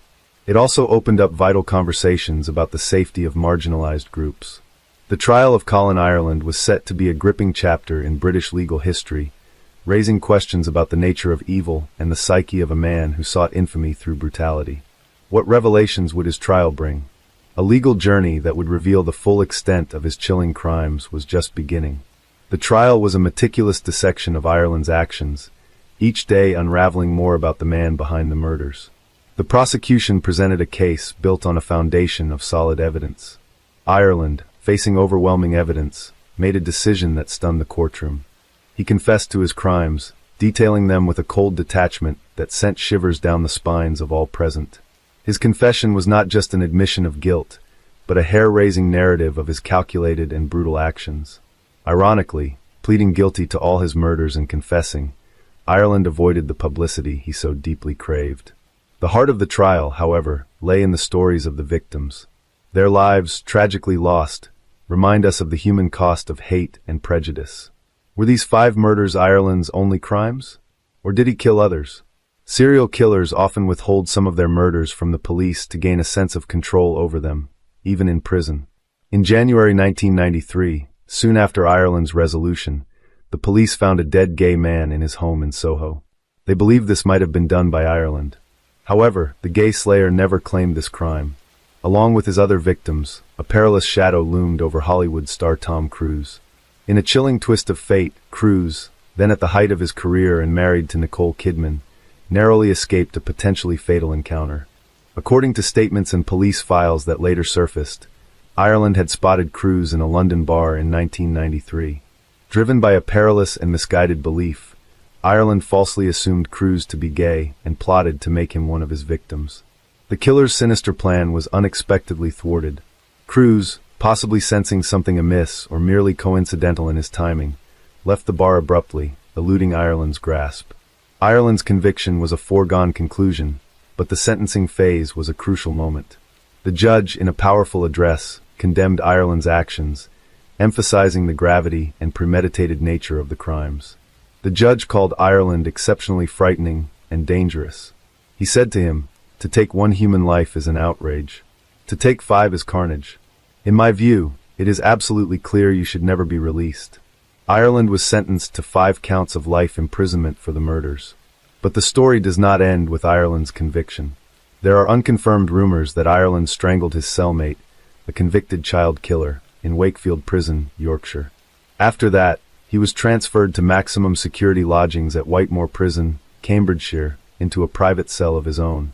His pattern of selecting victims, meticulous planning, and the psychological games played with law enforcement are now studied in criminal psychology courses worldwide. Moreover, the investigation into Ireland's crimes highlighted the importance of community involvement in criminal cases. The breakthroughs in this case were a result of not just police work, but also the cooperation of the community, which had been terrorized by his actions. Ireland's case became a catalyst for discussions about homophobia and hate crimes. It highlighted the urgent need for societal change, not just in policy but in everyday attitudes and understanding. Ireland died on February 21, 2012 of pulmonary fibrosis and a fractured hip he had suffered earlier. Former prison governor Vanessa Frake, who had crossed paths with numerous hardened criminals, called Ireland the most frightening prisoner she has ever come across. She said, "I don't know what it was about him. He just emanated evil. He was proud of what he did, same as many other serial killers. What drives a man to commit such calculated and brutal acts of violence?" To understand Ireland's psyche, we delve into the complex labyrinth of his mind, piecing together a profile that is as disturbing as it is intriguing. Experts who have studied Ireland's case point to a combination of factors. His troubled childhood, marked by instability and lack of a father figure, may have sown the seeds of his later behavior, but it was his deep-seated desire for recognition, a craving to leave a mark on the world, that propelled him into the abyss of serial killing. Ireland's methodical approach to his crimes suggests a high level of intelligence and planning. He studied serial killers not with repulsion, but with a scholar's interest. He learned from their mistakes, aiming not just to evade capture, but to master the art of killing. Ireland's methodical approach to his crimes offers a chilling glimpse into the mindset of a serial killer. His need for control and recognition, coupled with his ability to blend into society, challenges our understanding of criminal behavior. Forensic psychologists theorize that Ireland's choice of victims from the gay community was strategic rather than personal. He saw them as easy targets, vulnerable due to societal marginalization. This choice reflects not just a cold-blooded strategy, but a chilling indifference to human life. He said about how he chose his victims, "I think it's been something that's been triggered in me sometime before. I felt if I was approached, it was likely that I would kill. I thought to myself, if I wasn't approached, something wouldn't have happened. I would have gone on my way and nothing would have happened." Forensic psychologist Professor Michael Brooks explained, "What he does is he reduces the chance of choosing an inappropriate victim, or somebody who wasn't going to respond, by not selecting those who didn't approach him." Perhaps the most terrifying aspect of Ireland's psychology is his lack of remorse. His confessions were devoid of emotion, his recounting of the crimes clinical. This detachment points to a possible psychopathic personality where empathy and conscience are alarmingly absent. Detective Inspector Martin Finnegan said, "He was very factual about his acts, as if he was describing someone else's activities. Absolutely no compassion at all. I didn't detect much hatred. It was just matter of fact, like, I went down the shops and bought this, went into the flat and killed him." In most cases, the murderers who kill gay people are gay themselves, and those blatantly homophobic are often secretly gay. Was it really a plausible excuse for Ireland to give in to his secret emotions? Ireland compared the buzz of his first kill to that of losing his virginity. Maybe these hidden feelings brought this simile to his mind. Was Ireland just dishonest with himself and others, trying to hide what he really couldn't control? Ireland said he was heterosexual and didn't touch or have sex with the men he killed. However, it's difficult to imagine that at least 5 people invited him to his flat for sex, undressed, and let Ireland tie them without even a single kiss. Can a person even decide to become a serial killer as a career just for the sake of it, without any ulterior motives, and choose the specifics of his crimes by pure logic? Or is it something deeper? Or was theft the real reason of Ireland's crimes, and murdering his victims was a calculated move to prevent them from identifying him later? There's inconsistency in Ireland's story about the murder of Perry Bradley. He said that he had promised Bradley to leave him alive, but then it occurred to him that Bradley could identify him. This narrative strongly contradicts with his whole intention of choosing his victims for murder to gain fame from becoming a serial killer. Was Ireland just exploiting homophobic moods in the society to mask the mercenary nature of his crimes, hoping that it will win him sympathy of the public and reduce the term of his imprisonment? Or was there more than one reason, perhaps all of them combined? Tell me your thoughts in the comments below. Share your perspectives and let me know what other cases you'd like me to explore. Until next time, Coast to Mason 911. There's a body in my son's apartment. There's a what? A body. A dead body. A dead body. Except there's been some sexual activity. She's dead. There's blood from her head. There was blood from her head? Yes. On May 21st, 2010, a young woman was found murdered in the apartment of 26-year-old Army veteran Sam Hare. When Sam's father discovered the gruesome scene, they frantically dialed 911. Then I walk you to the bedroom, and that's where I saw a body, a large amount of blood. I immediately called 911. But Sam was nowhere in sight. Who was that woman and what happened to her? Was Sam on the run after killing her? Located halfway between Los Angeles and San Diego, Costa Mesa, California, lies on a coastal highland overlooking the Pacific Ocean. Despite its affluence, it's a laid-back beach community at heart. No one anticipated that this beautiful place would be where Julie Kabulishi would meet her horrific end. Sam Hare's parents, Stephen and Raquel Hare, became concerned when they hadn't heard from their son in a while. Sam was supposed to go to his parents' house that weekend, but he never showed up. On May 22nd, 2010, Stephen went to Sam's apartment along with his wife. There, a horrendous scene was awaiting them. "Sam, what happened? What did you do?" Panic-stricken, he immediately dialed 911. In this frantic call, Steve alerted the police that there was a dead woman lying face down in his son's bedroom with some of her clothes ripped off and blood coming down from her forehead. However, Sam was nowhere in sight. The incident came as a shock for the Customiza community, where murders are very rare. When police reached the apartment, they did not find any signs that a struggle had taken place. The apartment seemed to be filled with items you'd find in a typical bachelor pad. Empty beer bottles, burned cigarettes, a patio barbecue. But it looked relatively clean and neat. That is, until they entered the bedroom. Then in the bedroom, which begins to look a little suspicious, on the bedside table, there's an unused knight, and it's a couple of books. One of them a combat how-to. Another, The Wonders of Sex. But then when you turn to the bed, a horrendous unknown. The bed was soaked red from the victim's blood. The deceased woman was lying partially on the bed and partially kneeling on the ground. Her pants were pulled down, exposing the lower portion of her body. From the looks of it, detectives concluded that she might have been sexually assaulted before her death. She died from 2 gunshot wounds to her head.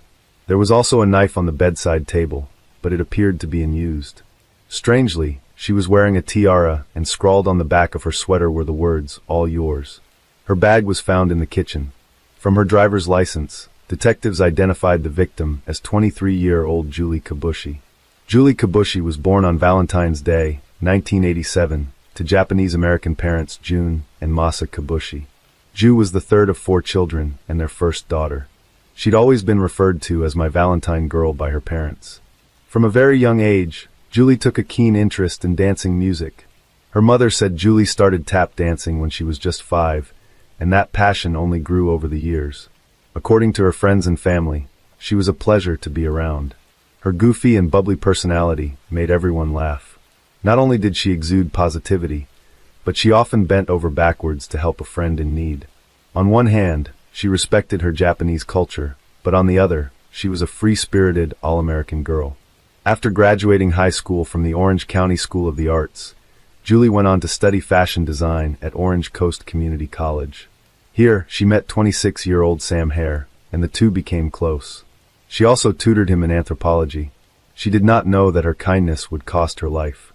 After scouring through the crime scene, detectives tried to piece together what had happened to this bright and beautiful young woman. All signs pointed to Sam being her killer. It was, after all, his apartment that she was found in, and now he was nowhere to be found. It was time for investigators to take a closer look at Sam Hare. Samuel Hare was born on May 29, 1983 to parents Stephen Raquel Kalberman in Los Angeles, California.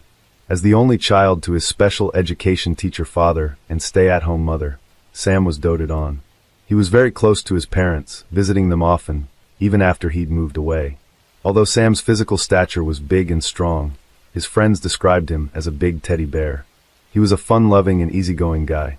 At a very young age, Sam had enlisted in the United States Army and served a tour of duty in Afghanistan and in Germany with 173rd Airborne. After 3 years, he was discharged and returned to Southern California, where he was born and raised to attend college on the GI Bill. He wanted to finish college and then re-enlist in the Army as an officer. With that goal in mind, Sam here enrolled himself in Orange Coast Community College, where he formed a friendship with Julie, who was 3 years younger than him. But just like many war heroes, Sam developed PTSD from the 3 years he served in the army. Had he somehow snapped and committed the crime in a moment of passion? As Sam was nowhere to be found, detectives concluded that he was most likely on the run after murdering Julie in his own apartment. The suspicion only grew stronger when they found text messages on Julie's phone from Sam's number. At around 2:45 p.m. on May 21, 2010, Sam sent her a text saying he was going to help a friend and then head out to go to his parents' house. However, just 2 hours later, his tone changed when he sent her a couple of texts begging her to come to his place. From the tone of the messages, Sam seemed like a man in trouble. He was clearly upset about something. As a concerned friend, Julie agreed to meet Sam. She said she'd be there for him like a family. While Sam's family was dumbfounded by the findings and worried that his life was in danger, these texts made him look more guilty to the investigators. It showed that he planned for her to come over. Additionally, Sam's car and his passport were also missing from the apartment, leading investigators to believe that Sam was probably on the run. His passport was missing. His car was missing. A look at every legal and colonial case is as obvious if I say how he is a KBR killer. Yet investigators would soon find out that there was even more to this story. Flashing back to 8 years prior, in 2002, the then 18-year-old Sam Hare was charged with another heinous crime. He was accused of taking part, along with 17 other men and women, in the stabbing and beating death of 19-year-old Byron Benito in Canyon Country. Allegedly, on the night of January 15, 2002, Sam, who had been friends with Benito since childhood, picked Benito up from his house and led his unsuspecting friend to an area behind a mobile home park where he was attacked and killed by a group of suspected gang members. He was charged with murder. However, in the end, he was acquitted of those charges. But that didn't change the suspicion in the minds of the investigators. Although Sam's family did not believe in his guilt, investigators were almost certain that they were after the right person. As Sam was trying to use firearms, they considered him armed and dangerous and on the run. Believing that they had a dangerous killer on the loose, authorities put an APB out for Sam. Meanwhile, the Costa Mesa police began monitoring Sam's cell phone and credit card activities in an attempt to locate him. Cops got information that there had been 4 withdrawals made from ATMs in the day's census disappearance. His credit card was also used at a pizza delivery place in Long Beach, California, just 20 miles away from Sam's house. Police expected to see Sam on the surveillance cameras, but when the bank subbed them footage from the ATM cameras, they couldn't believe whom they were seeing. It was a teenager wearing a hoodie and a cap withdrawing money from Sam's bank account. Neither police nor Sam's parents were able to identify the kid. Investigators concluded that he was most likely helping Sam either to get away or to hide. Either way, Costa Mesa police were desperate to track him down.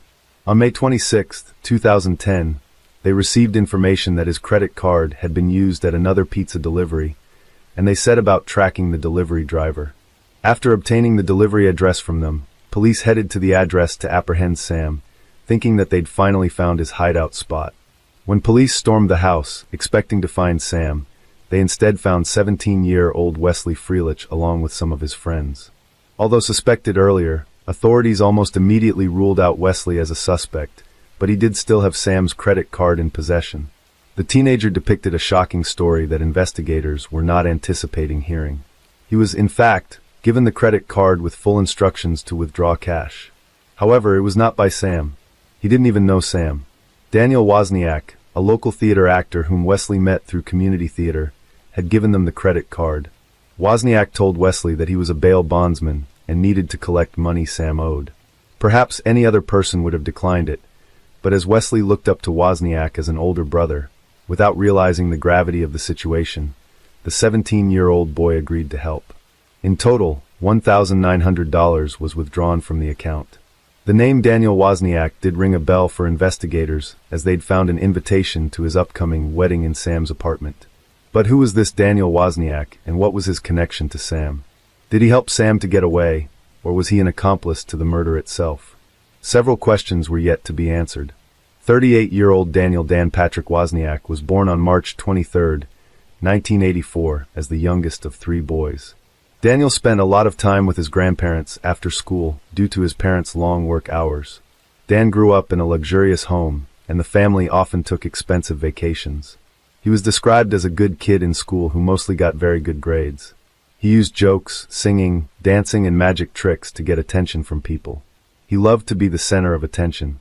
Realizing that he had a natural talent for stage performance, Daniel started acting and singing in musicals in his early 20s.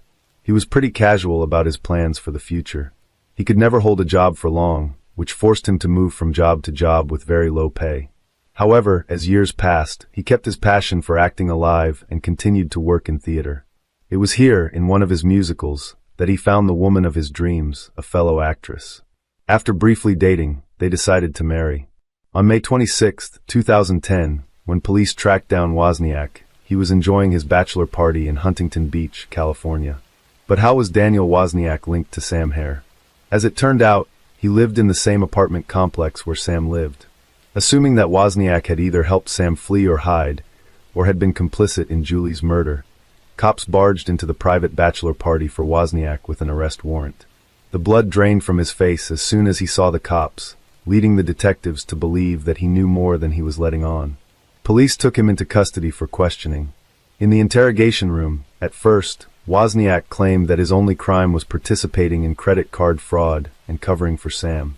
He further told the investigators that he and Sam hatched a plan to pull out all of his money from his bank account with the help of Wesley, and then claim credit card theft. But Daniel claimed, before they could carry out the plan, Sam made a shocking confession. He added that, after this confession, he dropped Sam off at a local shopping center and had not seen him since.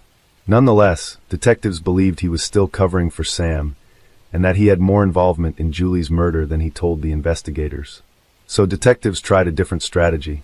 They took a DNA swab from Daniel, a strategy that made Daniel very nervous. He tried to collect his composure, but detectives could tell there was something wrong. Almost immediately, he started to add more details to the story. Tell me about, the saying that said that really what you did. I told him that I needed to go seek stuff from the theater. I said, don't help me with this thing. I'm gonna get him. I didn't really want to get that before I put him back in the shot. Detectives realized that Wozniak was nervous that his DNA would show up at Sam's apartment. Although he tried to say otherwise, cracking under pressure, he kept changing his story. After a long pause, Wozniak said that he knew about Julie's murder, and he helped him get away. When detectives reminded him that they had his DNA, he reassured them that it was not going to show up on Julie's body. He was still holding on to the fact that he had nothing to do with the murder. Detectives were expecting that Wozniak would reveal more details when he suddenly decided he was done with the interview. But with so much at stake, detectives could not let him go easily without knowing the full details. They told Wozniak that he'd be arrested for the accessory to murder charge if he did not come clean and give them full details. Wozniak had a lot at stake too. He had a wedding scheduled in just 48 hours, and he did not want to miss it. Under pressure, Wozniak started to crumble. The story yet again changed a bit. Seeing that Wozniak was about to break, detectives hastened the process by bluffing about the DNA. Although in reality, DNA test results wouldn't be back for weeks. Detectives claimed his DNA was found shockingly. He did not protest the claim. He rather said his DNA was on Julie's body because he was standing right over her body. As it turns out, Wozniak was not as good of an actor in the interrogation room as he was on the stage. As his lies fell apart, he dropped yet another bombshell. This was a major red flag for the detectives because only one gunshot wound was visible to the investigators at the crime scene. Only later, when an autopsy was performed, was it revealed that there was a second gunshot wound. This confession from Wozniak meant that he'd been there when she was killed, which made him an accomplice in the murder, and investigators could now officially detain him. Yet, even though Wozniak was in custody, detectives still had to find Sam, and Daniel refused to talk. While detectives were searching for any clues that could lead them to Sam Hare, sitting behind bars, Wozniak called his fiancée Rachel Buffett. Whether Wozniak knew those conversations were being recorded or not, he was about to get caught in his own web of lies. As Rachel chose freedom over love, she told him that she was going to call detectives with more information. Wozniak knew he had to talk to the detectives before Rachel could. Suddenly, he was in a panic, desperate to strike the deal with the detectives that he refused only hours before. But what he told the detectives this time was beyond their imagination. For the first time, Wozniak was ready to break down the timeline of his diabolical murder plan, which started with a simple favor from a friend. On the fateful day of May 21st, 2010, Wozniak asked Sam, who considered him a good friend, to help move some boxes at the Los Alamitos Theater attic in a local military base. While Sam was busy moving the boxes in the attic in a note-down position with his back turned to Wozniak, the cold-blooded monster pulled out a gun and shot him in the head once. Initially, Sam never knew what hit him. After realizing he'd been shot, he begged Wozniak to help him. Without a shred of hesitation, this merciless killer reloaded his gun and shot him a second time, killing him instantly. After killing Sam, he was still not finished. In a cold and composed manner, he did the unthinkable by texting Julie from Sam's phone and luring her to Sam's apartment. In the utmost callousness, he left Sam's body in the attic and went to perform his play, laughing, singing, dancing, as if he did not just murder an innocent man and lure another to the same fate. Later in the night, Wozniak snuck into Sam's apartment, and once Julie was inside the apartment, he showed her 2 chimes in the head. He then staged the crime scene to make it look like Sam fled after assaulting and killing Julie in his apartment. However, he still needed to make sure that no one found Sam. In desperation, he proceeded to commit one of the most depraved acts possible. He returned to the attic and dismembered Sam's hands and head in an attempt to conceal the deceased's identity. He disposed of them at a nearby park. But even after these heinous acts, seemingly without a care in the world, Wozniak once again returned to the theater. In several cast party photos detectives collected later, he can be seen laughing and joking with other members. But perhaps, the motive remains even more twisted than the murders themselves. It all boiled down to money. Loaded behind killing Sam was money and Sam. Wozniak always struggled with money and maintaining employment. At the time of the murders, he was behind 2 months in rent on the verge of getting evicted. Additionally, he had no way of paying for the grand wedding or honeymoon he planned. And that's when he learned of the $62,000 Sam had in his savings for his time served in the military. He killed 2 innocent people in cold blood so that he could have a grand wedding and enjoy an expensive vacation. If the confession was not enough, police found the evidence bag that Rachel talked about on the phone with Wozniak thanks to Wozniak's brother, Tim. Tim had instructions to get rid of the bag, but he instead threw it over the fence at his parents' house. That backpack was filled with incriminating evidence, including Sam Hare's financial details, passport, his bloody clothes, and most damning of all, the murder weapon. Wozniak's DNA was all over the items, suggesting that he, and he alone, committed the double homicide. There was a cornucopia of others, of the DNA, expeditial cases, the victim's financial information, everything a prosecutor could ever want. But, of course, that also led us to the murder weapon himself. On December 16, 2015, at the end of his trial, which lasted just 5 days, Wozniak was found guilty of 2 counts of first-degree murder. On January 11, 2016, after only 1 hour of deliberation, in what's described as one of the shortest death penalty deliberations, the jury recommended the death penalty to a very deserving Daniel Wozniak. On September 23, 2016, the judge sentenced him to death. It seemed like there was no end of deception in this case. Detectives discovered years later that Wozniak's former fiancée, Rachel Buffett, not only knew about the murder plots, but she'd been deceptive to the detectives. Though she denied all these allegations, she was arrested and charged with 3 felony counts of accessory after the fact, based on allegations that she'd lied multiple times to police investigators.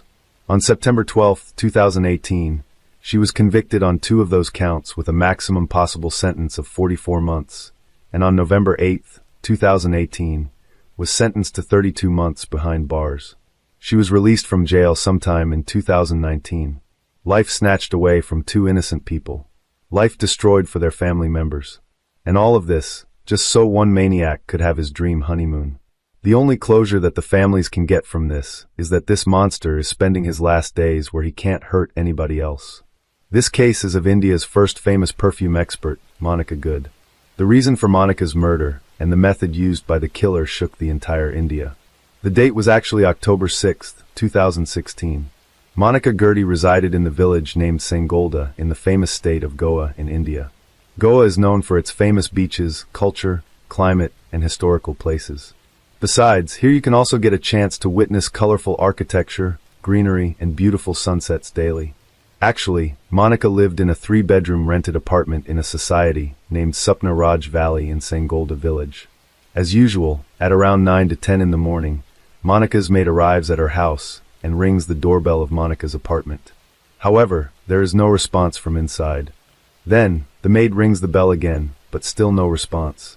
Then she tries calling out several times and rings the bell 3 or 4 more times. Additionally, she knocks on the door, but still there is no sound from inside and no one opens the door. This situation feels very strange to the maid, because Monica has never done this before. Feeling a little anxious now, she calls Monica's brother, Anand Gupta, who lives in Mumbai, and explains the entire situation to him. After this, Monica's brother Anand calls Monica's phone, but there is no response from the other end. He keeps trying to connect with his sister through calls, but Monica doesn't pick up the phone. After that, Anand calls Monica's neighbor, who lived in the adjacent apartment, and Monica had also left a duplicate key to her. Shortly after Anand's call, the woman arrives outside Monica's house with the duplicate key. She then opens the door with the same duplicate key, and as soon as Monica's neighbor and her maid enter the house, both scream because Monica was lying straight on the bed, and her hands were tied behind the bed, and there was no clothing on the lower part of her body. Additionally, Monica was not moving at all. Seeing all this, Monica's neighbor immediately calls the police. Soon after, the Goa police arrive at Monica's apartment with some lady police officers, an ambulance, and doctors. However, when some doctors cover Monica's body and check her pulse, it is found that Monica has passed away.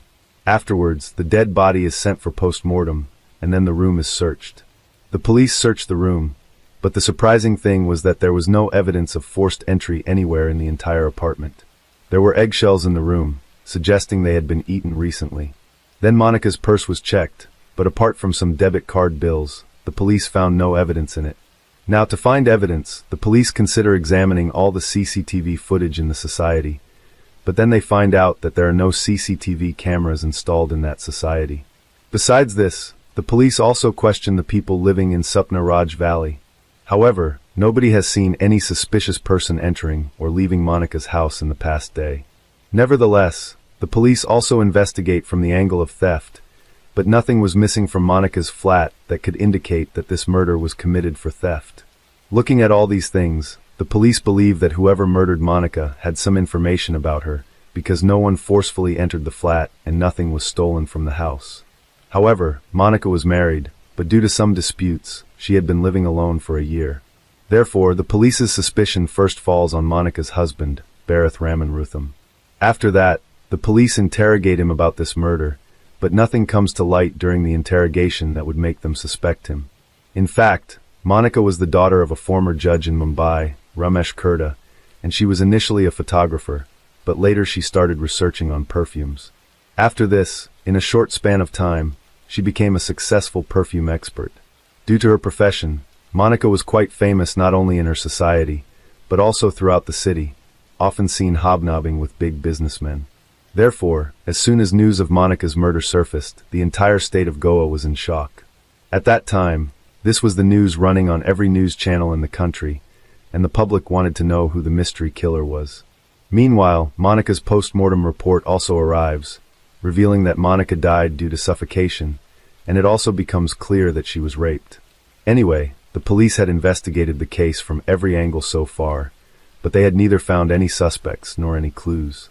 But then, during the investigation that evening, a police officer suddenly remembers that they had found some debit card bills from Monica's purse, but they hadn't found any debit card during the entire search.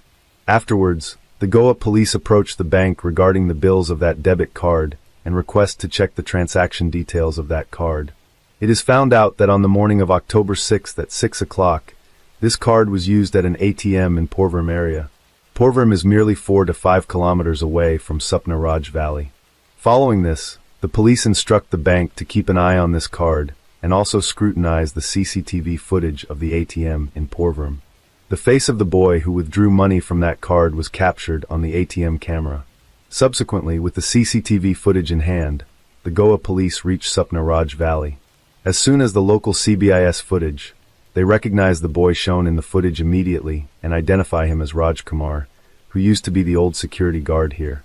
However, he was fired from his job 2 months ago on charges of theft. For the Goa police, this was a major success because for the first time in this case, the police had a name and a face of suspect. Now, when the police check Rajkumar's background, they find out that Rajkumar, 21, is from Bathinda city in Punjab state, and there have been several theft cases registered against him before. The police had all the information about Rajkumar, but the challenge now was how to catch him. So to catch Rajkumar, the Goa police started waiting for the next transaction from Monika's debit card. Some time passes and suddenly, the police find out that recently, some money has been withdrawn from an ATM in Bangalore city using this card. Let us tell you that Bangalore city is about 370 miles away from Sangolda village. Upon seeing this, the Goa police immediately spring into action and contact the Bangalore city police. After that, Bangalore police checked the CCTV footage of that ATM, and Rajkumar's face was clearly visible in the footage of that ATM as well. Following this, Bangalore police took Rajkumar's photo and began questioning all hotels and lodges around that ATM. After a while, a man at the reception of one hotel recognizes Rajkumar's photo and says, "Yes, a man with this face is staying in our hotel, but he has gone out for some work right now." Afterwards, some police officers dressed in civilian clothes stand outside the same hotel, waiting for Rajkumar to arrive. But as soon as Rajkumar returns to the hotel after a while, the police officers recognize him and apprehend him. Now, because the police officers were in civilian clothes, Rajkumar doesn't even recognize them. Just like that, on October 8, 2016, 2 days after Marnika's murder, Rajkumar is arrested from a hotel in Bangalore. Then Goa police are contacted. Afterwards, the Goa police arrive in Bangalore and take Rajkumar to Goa with transit remand from the court. Now the interrogation begins, and due to the firm questioning by the police, Rajkumar admits to killing Marnika. When the police ask him why he did it, he narrates his entire story to the police, and the story goes something like this. Actually, in the month of June, 39-year-old Marnika decides to shift to Goa for her perfume business, for which Marnika starts looking for a rented flat, and on June 7, 2016, she reaches Sapna Raj Valley to see a flat. At the society's gate, Marnika meets security guard Rajkumar, and the society's management had already called Rajkumar beforehand, informing him that a woman would come to see a flat, so show her the flat. Afterwards, Rajkumar shows Marnika the flat, and after seeing it, Marnika leaves from there.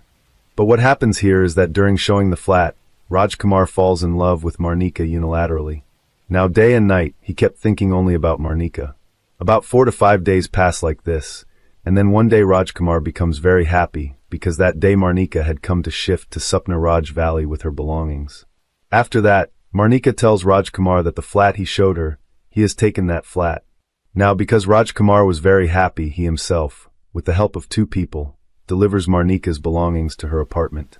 Rajkumar does this because he wanted to see Marnika repeatedly, but because he was a security guard, he didn't get many chances to see and meet Marnika. But then one day an idea comes to his mind, and he goes to his manager and says that he wants to do the cleaning and maintenance work of the society's cars along with his duty, because he is in desperate need of money. After hearing Rajkumar's need, the manager also agrees to his proposal, because he thinks that this way Rajkumar will earn some extra money, and the needs of the people living in the society will also be fulfilled. However, Rajkumar had something else in his mind, and after this, he goes straight to Marnika's apartment. After that, he tells Marnika that now he can also clean her car, but it will cost her some extra money. Marnika also agrees to this because she didn't have enough time to do household chores while handling her business.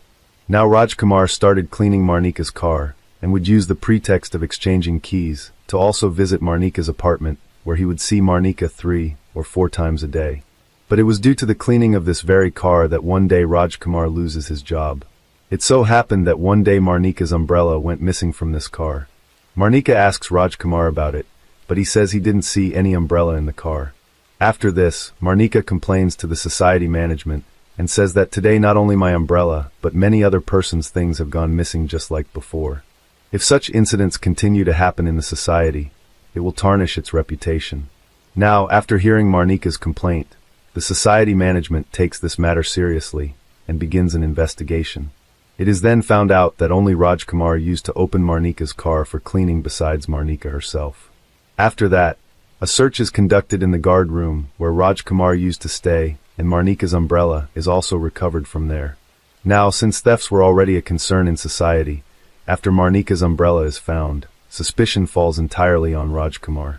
As a result, on July 22, 2016, Rajkumar is dismissed from his job on theft charges.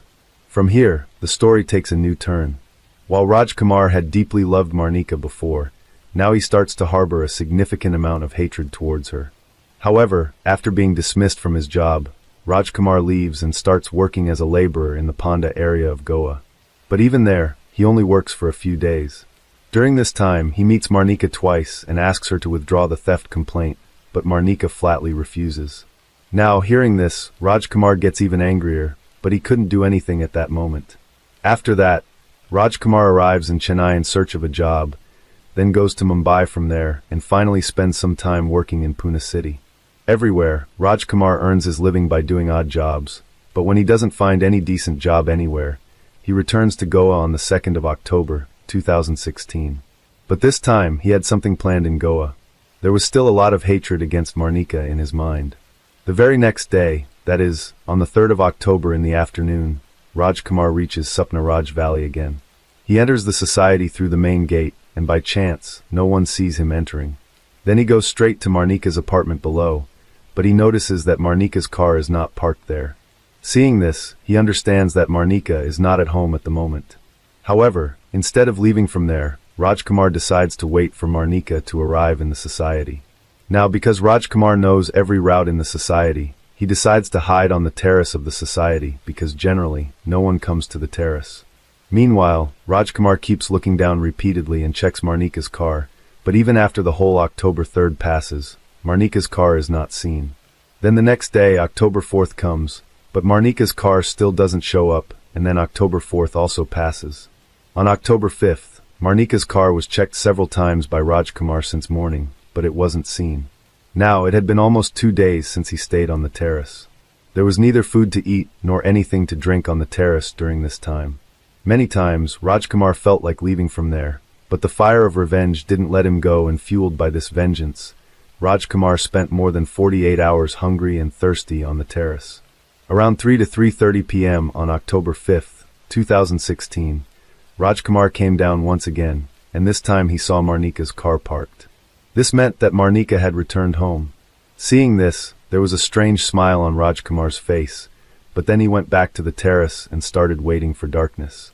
After that, he comes downstairs around 6:30 in the evening and rings Marnika's flat doorbell when Marnika asks who Rajkumar identifies himself as a security supervisor. Hearing this, Marnika opens the door, but as soon as she does, Rajkumar forcefully pushes her and then shuts the door from inside.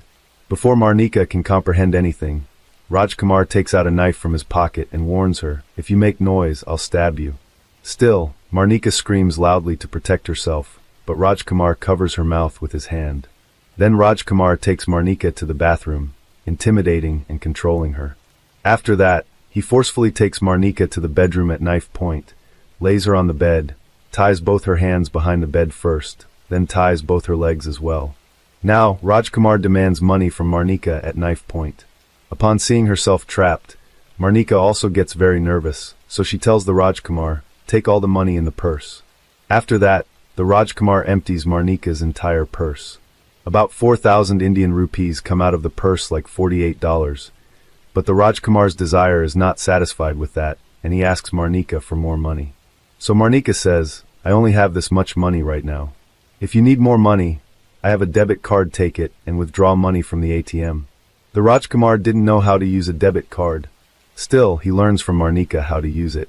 So systematically, Marnika tells him the way to withdraw money, how to insert the card into the ATM machine, then select the language, and then how to enter the secret PIN. And along with that, she also tells him her debit card's PIN number.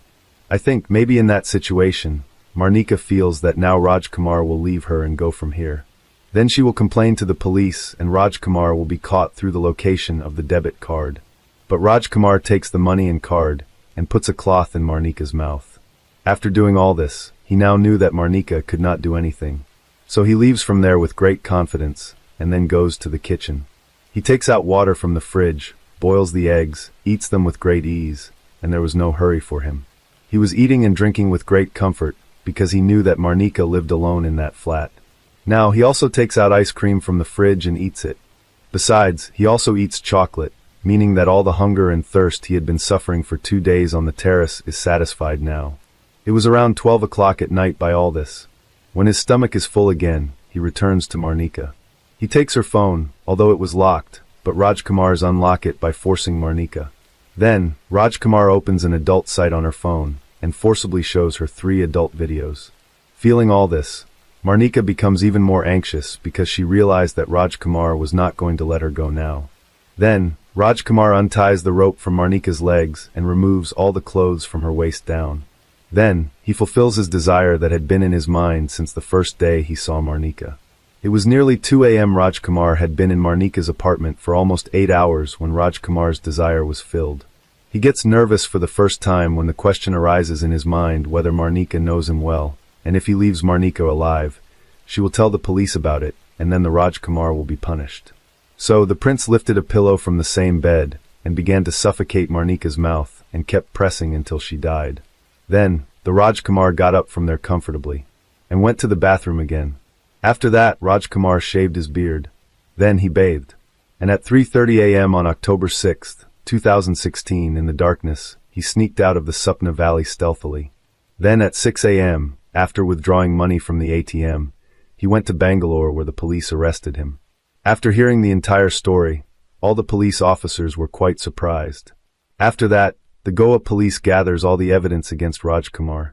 Then on January 6, 2017, a 228-page charge sheet is present in court charging murder, rape and robbery. However, the trial of this case is still ongoing. Let's see when the criminal will be punished. If there is any update in this case, we will update you through the channel's community post. So friends, this was the complete story of the Marnika Good murder case. This story is about a woman whose life is filled with lies from beginning to end. You will learn how the unscrupulous deceiver ends up in pursuit of big money, and how many human destinies it can affect. Michelle grew up in the town of Hearst in the suburbs of Dallas, Texas. She had a younger sister, Laura. The girl's mother left home in search of a better life, so the upbringing of children was the father. It was not easy for a man to raise 2 daughters alone. He survived on occasional earnings at a construction site, and often relied on alcohol. In search of easy money, he repeatedly thought up and implemented devious plans for profit. He would take a job at one factory or another and deliberately injure himself in order to obtain insurance money compensation. The fraud scheme worked, but not for long. With the help of CCTV cameras at one of the workplaces, the scheme was uncovered and Michelle and Laura's father was sent into custody. Michelle grew up in a world of lies, deceit, and manipulation from childhood. This was her normal life, from which she wanted to escape by any means possible. But it is impossible to escape from herself, because lies have already become a part of her life, and she simply did not know how to live differently. The girl dreams of growing up faster, to get out of the hated poverty. At the age of 15, Michelle looks very spectacular, a petite brunette of athletic build. She attracts a lot of interest from guys both of her own and older age. Even then, Michelle realizes that with the help of her feminine power and charm, she can easily manage to manipulate any men in her environment in order to get what she wants. So in her life begins a series of love relationships with different men. At the age of 17, Michelle drops out of school and marries for the first time to 16-year-old Kenneth O'Brien. She informs the boyfriend that she is expecting a baby. Kenneth, taking full responsibility for his young wife and future child, enlists in the army. The couple moves frequently. 2 more children are born to them in this marriage. One city is replaced by another. Temporary housing of the military was not the limit of Michelle's dreams. Such a life does not suit her, and after 5 years she leaves, naming the reason for divorce beatings and cheating on the part of her husband. Michelle returns to her native Hearst. In front of relatives and friends, she appears as a victim of domestic violence and receives the necessary support and begins to organize her life anew. After a while, she falls in love with her former classmate Brandon. The young man is head over heels in love with Michelle and gladly accepted her 3 children. The lovers prepare for the wedding. However, on the eve of the wedding, Michelle infuriates Brandon. It turns out that the girl did not divorce her first husband. She was very afraid to talk to him about divorce because of the abuse, so she did not send the documents. With the help of a lawyer, This issue was quickly settled, and the couple was able to marry in 1994. At first, family life flowed calmly and measured. Brandon was engaged in the development of his IT company, and Michelle worked as a dental assistant. But quiet family life was not the limit of Michelle's dreams. She has always needed more. She starts bringing home all sorts of dental equipment and supplies. The cash doesn't fit in her purse. Brandon suspected something wrong. Eventually, Michelle was caught stealing. It was only by luck that a trial was avoided. But Brandon's trust issues with his wife were just beginning. Responding to neighbors' reports that cars were frequently arriving at the house while he was at work, Brandon installed a tape recorder in several rooms of the house. Listening to the tape, he heard various men visiting their home throughout the day. Brandon does his own little investigation and learns that the reason for the divorce in Michelle's first marriage was her numerous infidelities, not her husband's beatings, as she told everyone. Brandon's patience broke, and he demanded a divorce. Michelle was furious that Brandon initiated the divorce, and while he was at work, she got back at him. "I had a very nice saltwater aquarium with thousands of dollars worth of fish in it," Brandon says. "She poured Comet into it and killed all the fish." But Michelle didn't stop there. Brandon also had a beloved dog named Domino. Michelle stuffed the dog with sleeping pills, which led to the death of the living creature. Michelle put Domino to sleep. "If you're shocked at this point, we've only scratched the surface," Brandon says. "It was a nightmare that wouldn't stop. You can't make that girl go away." Unfortunately, Brandon learned the truth about Michelle when his own marriage was completely destroyed. Everything Michelle did with Brandon Dixon pales in comparison to her adventures with other men. It was later revealed that John Paul Ray, also a student at the high school Michelle attended in Hearst, was the father of her first child. Instead of revealing this information to John, she told Kenneth O'Brien that the child was his, forcing him to marry her. Kenneth, for 13 years, thought the eldest son was his own. John later told police that Kenneth paid child support from age 5 to 18 and did not know he was not the father. After Brandon and Michelle divorced, she moved in with John, the father of her first child. They lived in a common-law marriage for 8 years. Their relationship came to an abrupt end when John began to suspect his wife of cheating. Michelle didn't deny it. She confirmed the affair on the side. John moved out, leaving most of Michelle's possessions. Michelle's next love was Greg Williams. They were both not so young anymore. Both had a history of past marital failures. The man was married twice and had a daughter. After Greg and Katie divorced in 2003, the couple agreed to share custody of their common daughter, Taylor. However, there was no formal agreement on child support because the former spouses had a good relationship. Rich, successful, and generous Greg was a perfect match for Michelle. In 2007, Greg and Michelle had a common daughter, Michaela. A year later, they got married. Their marriage was like the American dream. Money, children, love, it was all in abundance. Michelle seemed to have made it through the thorns to the stars and got the life she had always dreamed of. Greg Williams held his family in very high esteem. He grew up in a family with fierce principles and achieved everything on his own from an early age. He loved sports and was a martial arts black belt. In addition to his love of exercise, Greg was also a fan of guns. Both he and Michelle had guns that they kept in their home in Keller. Michelle's gun, a silver .40 caliber pistol, was kept in a safe, but Greg kept his gun, a black Liebherr .45 caliber, always loaded in a case under his bedside table. The couple was determined to make their marriage a success. They threw birthday parties for their children from other marriages at their home in Keller. Michelle's adult children would have barbecues and swim parties. Very often, the house was full of friends. But despite the picturesque suburban home and a precocious daughter, Greg and Michelle were not the classic American couple. They met through an online community for bondage, domination, sadism, and masochism, and their wild adult house parties led to numerous complaints from neighbors. Without making the matter public, the couple decides to move out. The night before, Michelle and Greg had been unable to sleep for a long time. They were preparing to buy a new house for $4.5 million. They emotionally discussed the upcoming event. Greg stayed in the bedroom alone. Michelle went out to her crying daughter and fell asleep with her in the room. On October 13, 2011, at 4:40 a.m., an emergency call came in.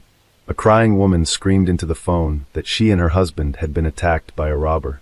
She was injured, and her husband had been shot. Within minutes, police arrived at the scene of the tragedy. Inside the home, Detectives found a television on full volume and a baby sleeping on the couch. Michelle's daughter was sound asleep and unaffected in any way by the attack that occurred.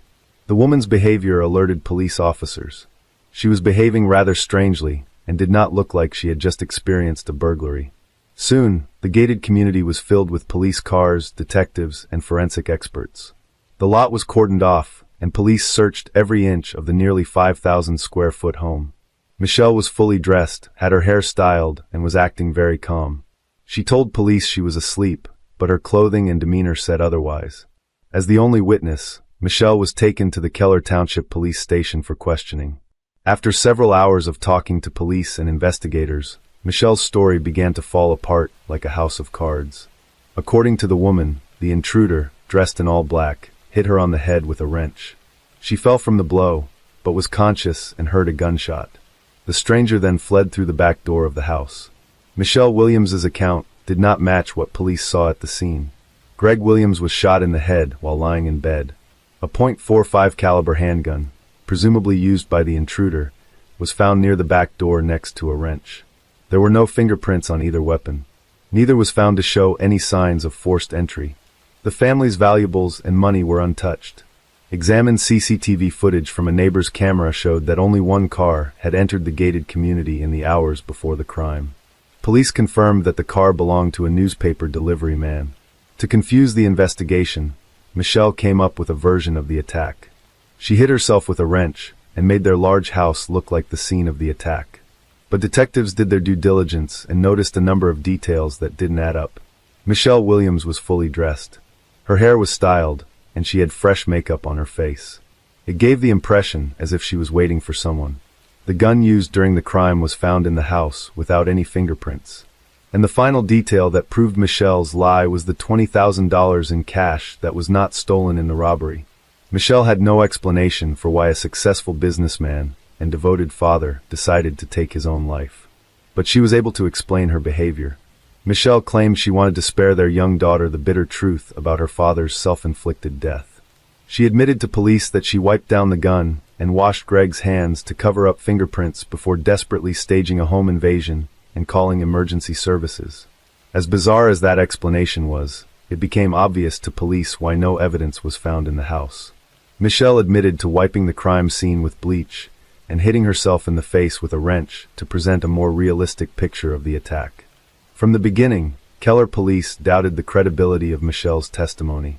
But at the time, no physical evidence was presented linking her to the crime. Michelle was arrested for perjury, but was soon released home. Around 5 p.m. on the evening of her husband's murder, Michelle went to her sister Laura's home and did not mention the late Greg's name once during the evening. Michelle cried from time to time, but it didn't seem sincere. Her sister, Laura Cusick, said when questioned by police the morning after the tragedy, Michelle woke up in a great mood. She was beautifully dressed with her hair styled and makeup on. In high spirits, the recent widow went for breakfast at a famous restaurant that served the best pancakes with syrup. While the police were looking into the theory that Greg had taken his own life, struggling to find a motive and obtain credible evidence of it, Michelle herself presented the investigation with first a motive and then evidence of her guilt. Going through the documents from the first interrogation, the investigators were attracted by Michelle's words that she didn't care about a single penny. But her actions proved otherwise. After Greg's death, Michelle quickly begins liquidating assets from family companies and spending large sums of money. She cashes checks through Greg's IT company. The amount of checks cashed is not disclosed anywhere. In all likelihood, we are talking about a lot of money. After receiving cash from the sale of the Blueberries frozen yogurt store in Keller, Michelle made one of her biggest blunders. She went to the insurance company, hoping to get a payout on Greg's life insurance policy. Michelle was the sole beneficiary on Greg's life insurance policy, which was taken out on August 12, 2011, almost exactly 2 months before he was killed. But one important fact the woman missed: according to the terms of the insurance policy, Greg's death was not an insured event, because he left his life voluntarily, and at the last moment, she was denied the money. The desire to get the insured sum of $600,000 was the main motive for the crime. Later, another important fact of financial fraud comes to light that casts suspicion on the widow. Fictitious financial documents for a mortgage loan were used to purchase the house that Greg and Michelle had been preparing for on the eve of his death. The account numbers were intentionally changed, and the lender did not immediately notice the elaborate fraud.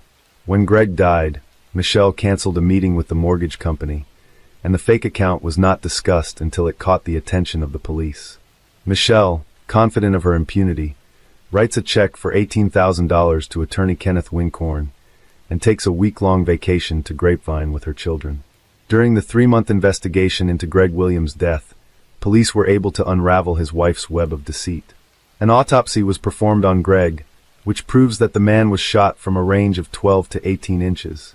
Moreover, the toxicology examination conducted provided a report proving that Greg had a large dose of sleeping pills in his system at the time of his death. Also, the police determined that there was no assault on the house. Mrs. Williams sedated her husband and shot him from a foot away after turning up the volume on the television.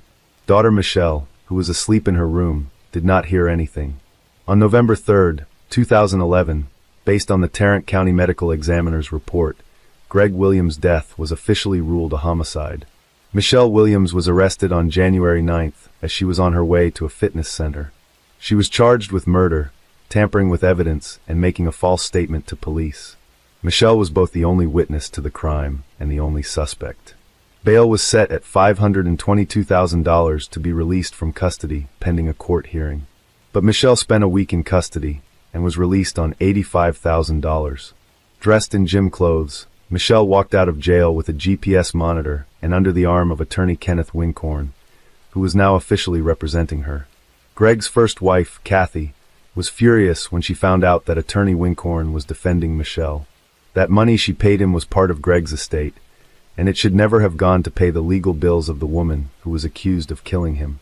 Online court records list Kenneth Wincorn as the attorney for Kathy and Greg's divorce in 2003, and Wincorn's name and signature appear on legal documents regarding the custody agreement for their shared daughter, Taylor, in 2008. However, Kenneth Wincorn's defense of collusion with Michelle Williams will be exonerated by providing evidence. The divorce was handled by his company, and he personally never represented Greg. Kenneth Wincorn said he first learned of Greg's murder from an IT company employee. It was very shocking, Wincorn says, adding that Michelle later sought his help. After her plot to cash in on Greg's death is foiled, Michelle Williams changes her name to Shelley and appears as a fitness guru hoping to start a new life. On Facebook, Shelley publicly announced her relationship with Gene Wallace, a friend of her oldest son, a man nearly 15 years younger than her. Shelley and Gene opened a fitness club in Bedford and heavily promoted it online. Armed with an ankle bracelet with a GPS tracker, Michelle spent the next few months enjoying her new boyfriend, fitness classes, and court hearings. She often appeared in court dressed for a night out on the town, wearing mini skirts, knee-length boots, and deep-cut blouses. She never mourned Greg's death for a second, says Greg's ex-wife, Kathy. Rob Conover was friends with Greg Williams for more than 20 years and attended many of Michelle's hearings. He recalls how she deftly manipulated police officers at the courthouse, making them see her as an innocent woman in need of protection. On October 9, 2013, 45-year-old Michelle Williams took a plea deal with the county and pleaded guilty to tampering with evidence and deadly conduct. She will receive 18 years in prison for tampering with evidence and for deadly dangerous conduct, a third-degree felony that only exists in a few states. Although Michelle admitted that she cleaned the gun in Greg's body, the absence of her DNA at the scene raised doubts about whether the first-degree murder charge would stick. Things can go differently. Play big. Win big or lose big, Michelle said in an interview. With the plea bargain, I expect to do a couple years, and after that, I'll be out on parole. But in February 2014, Michelle Williams, in an interview, suddenly changes her testimony and says she is not guilty of the crime. The judge immediately rescinds the plea bargain and sets a date for the first trial. Opening arguments have begun in the trial of a Texas woman dubbed by the media as Keller's Black Widow, who was accused of intentionally targeting her husband in 2011 for an insurance payoff. Michelle Williams, 45, was charged with the crime. In court, prosecutors described the crime as a clearly planned scheme of acts to profit from Greg's substantial life insurance policy. In their opening statement, Prosecutors told jurors that Mrs. Williams shot her husband in the head after drugging him with sleeping pills beforehand in order to collect on his life insurance policy. The motive was money, time-tested money, greed, Assistant District Attorney Jack Strickland said in court. Although Michelle admitted that she cleaned the gun in Greg's body, the absence of her DMA at the scene raised doubts about whether the first-degree murder charge would stick. In response to an interview request, Michelle's attorney released a statement on her behalf. Attorney Kenneth Winkhorn described the difficulties in the case caused by the spotlessly clean crime scene. The prosecution struggled to prove a premeditated crime, disregarding the fact that there was no DMA from the suspect. In repeated searches, cleaning products were found, but it stands to reason that Michelle's fingerprints were on them, since the products were in the house where she lived and did the cleaning. If the jury concludes that Michelle tampered with evidence of Greg's death, making it look like the man had spontaneously passed away, and then cleaned up the crime scene by hiding evidence, and then lying about it, she will get a life sentence. But if Michelle is sentenced as scheduled on April 21st, no jury will ever get a chance to hear the whole story and decide on the appropriate punishment. Through careful questioning of the Williams couple's friends and acquaintances, information regularly emerged about the unfavorable environment that had prevailed in their family for a long period of time. According to the studied correspondence in social networks and messengers, it was found that the couple quarreled very often, and the reason was finances. At the trial, prosecutors said that in the hours leading up to the violent death, Greg Williams argued with his wife over their finances, and even slapped her for spending a large amount of money that had been set aside as a down payment on a house. But Michelle Williams' defense argued that Greg Williams had taken his own life, and that the successful business owner needed his wife alive, not dead. According to defense attorney Clay Graham, Greg Williams often suffered from depression and regularly used sedatives and steroids. On the eve of the crime, he was allegedly severely depressed due to the loss of his grandmother and best friend, who ironically had taken his own life. Defense counsel told the court that when Michelle Williams found her husband dead with a self-inflicted gunshot wound, she panicked and in a fit of fear began to cover up the tragedy without realizing it. She had one goal: to protect her 4-year-old daughter from psychological trauma by hiding the truth from her. Michelle Williams never once changed herself, presenting at court hearings in different images with styled hair and manicure. At one hearing, the defendant, dressed in an off-white blouse and black vest, showed little emotion throughout most of the trial, but did not forget to wipe away tears during a presentation of photographs showing images of the body of murdered Greg Williams. The court also heard testimony from Michelle Williams' adult son, Andrew O'Brien, who said his mother, Michelle Williams, asked him to help frame Greg Williams' ex-wife, Kathy. She planned to blame her for Greg's death, using the motive of unreconciled differences over the custody of their daughter, Taylor. But that plan was a failure from the get-go. After all, there was never any disagreement between the former spouses about the custody of their daughter, and it would have been very difficult to prove otherwise. Asked about his reaction to his mother's unusual request, 26-year-old Andrew O'Brien said he was very shocked by such a proposal and thought she was having a mental breakdown. Michelle confronted her sons at the trial when they testified against her. The jury later found Michelle guilty of felony tampering with physical evidence. According to the show, she provided false information that she was pregnant with twins, hoping to delay her sentencing. But this version was not confirmed, and the verdict was announced. Michelle's acting abilities and her natural charm, which she tried her best to demonstrate during each hearing, did not spare her from a harsh sentence. Sandwiched between a scenario in which she was a cold-blooded criminal and one in which she was portrayed as a deranged wife and mother acting on impulse, Michelle chose the latter. "He did it," she said, wrapping her arms around her head. Michelle even congratulated the detective on solving the case. "I wouldn't have gotten through the day," she said. "You've won." Even before the police admitted to doubting Michelle's story, few believed Greg had lost his life. He had too much to live for, and he knew all too well how much pain and untimely death causes. Kathy Williams believes that Michelle's relationship with Gene Wallace began when Greg was still alive, and may be the elusive motive for this crime. If Greg had found out she was sleeping with her little boyfriend, he would have dumped her, and she would have gotten nothing, Katie says. Greg was willing to put up with a lot, but he wasn't willing to put up with cheating. "She's ruined so many lives you can't even imagine," Brandon says. "She's a professional manipulator. If the courts had gone further and interviewed all of us, things could have gone in a different direction." Michelle was sentenced to 60 years in prison. The judge also ruled that she would have to serve a minimum of 30 years before being eligible for parole. Michelle currently remains incarcerated at Mountain View Prison in Gatesville, Texas. Michelle Williams is a felon and fraudster who is currently serving time in prison for all of her willful acts. She has never shown remorse for her actions and still refuses to take full responsibility for her crime. During the London Olympics, a young Puerto Rican boxer, Felix Verdejo Sanchez, emerged as a shining star. Heralded as a diamond, he was seen as one of the most promising athletes from his country, with predictions of future titles and gold medals.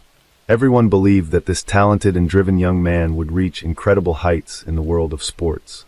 In 2021, Felix Verdejo's name resurfaced in the global media, but this time, it was in the crime section. The story revolves around a teenage romance that grew into an obsession, ultimately leading to a horrific tragedy. This tale also highlights how the 2014 Knockout of the Year recipient, praised and promoted by two-time Olympic champion Vasyl Lomachenko, narrowly avoided a death sentence and was sentenced to life imprisonment instead. Despite overwhelming evidence and his accomplice's confession, Verdejo continues to deny any guilt. Born on May 19, 1993, in San Juan, Puerto Rico, Felix grew up in a modest, large family and had a passion for sports from an early age. Initially, he planned to pursue a career in baseball, but a pivotal incident changed his path. At 9 years old, after a quarrel and fight with a visiting friend's son, Felix's father suggested he take up boxing if he wanted to fight. Felix fell in love with boxing from his first training session at the local gym. By 16, Felix won the Pan American Junior Championships, followed by his country's championship a year later. In 2012, he reached the quarterfinals at the London Olympics, marking the start of his impressive professional career. Verdejo had 29 fights, securing 27 victories. In 2014, he was credited with the year's best knockout against Sergio Villanueva. A year later, Felix won his first championship belt, the WBO Latino title, which he defended 6 times over 2 years. His skill and talent left no doubt that he was destined for greatness in boxing history. Keishla Rodriguez, born in November 1993 in San Juan, had a similar background. Her full name was Keishla Marlene Rodriguez Ortiz. She grew up in a close-knit family with her parents, Jose and Kayla Rodriguez, her sister, Beryl Nicole, and her half-brother Jonathan. Keishla was outgoing, excelled in school, and loved animals, aspiring to be a veterinarian. Her sister, Beryl, was her confidant and best friend. Keishla and Felix attended the same school and developed a romantic relationship in their teenage years. When Keishla's parents divorced in 2011, her mother moved to Florida, but Keishla and her sister remained in San Juan, staying closely connected. At 18, the promising boxer Felix, who had already competed in the Olympics, began dating Elisa Maria Santiago Sierra, a young aspiring model. Despite being in a relationship with Elisa, Felix continued seeing his childhood friend, Keishla. Keishla's sister and mother knew about the affair and disapproved of it, recognizing the complexity of the situation. Elisa believed she was Felix's one true love and future wife, while Keishla, aware of Felix's engagement, found herself unable to break away from him. Felix's relationships were tumultuous, marked by his rising fame and the constant attention from admirers. Despite his serious relationship with Elisa, he could not let go of Keishla. This love triangle, filled with deception and emotional turmoil, ultimately led to a tragic conclusion. The once promising star of Puerto Rican boxing, who seemed destined for greatness, ended up in the criminal chronicles, his legacy forever marred by the events that unfolded in 2021. On top of that, he was her first great love, and deep down, the naive girl herself still hoped to be the one. In 2016, the boxer did marry the young Elisa, who at that time was barely 19 years old. Elisa, by that time, was already quite a famous model, had tens of thousands of followers in social networks, and also opened her own beauty studio for eyelash extensions. In August of the same year, just a few months after the wedding, the athlete got into a serious car accident when he was rushing on his motorcycle. He was taken to the hospital in serious condition with head injuries, bruises, and lacerations. His trainer, Ricky Marquez, seriously feared that his talented charge would go off the rails at the height of his career. But Felix, contrary to the disappointing prognosis, made a rapid recovery and soon returned to the ring. In September 2019, The boxer published in his profile in the social network a picture with Elisa, who was in a large term of pregnancy. In the comment to the photo, he wrote, "Soon I will meet my daddy's princess." And a month later, he announced the birth of a daughter who was given the name Miranda Verdejo Santiago. The young man in public looked like a loving husband, caring father, and an exemplary family man. But secretly from his wife, he continued to meet with Kishla, who could not let go. As Elisa later admitted, she guessed that her husband was cheating on her. But every time, he tearfully vowed to leave his mistress. Kishla repeatedly tried to break off this painful relationship, but Felix would not let her go. She had no other men, because the boxer threatened that if he found out about the fact that Kishla had someone, not good for her and her chosen one, Kishla herself, who had fallen in love with Verdejo since high school, continued to love him despite everything.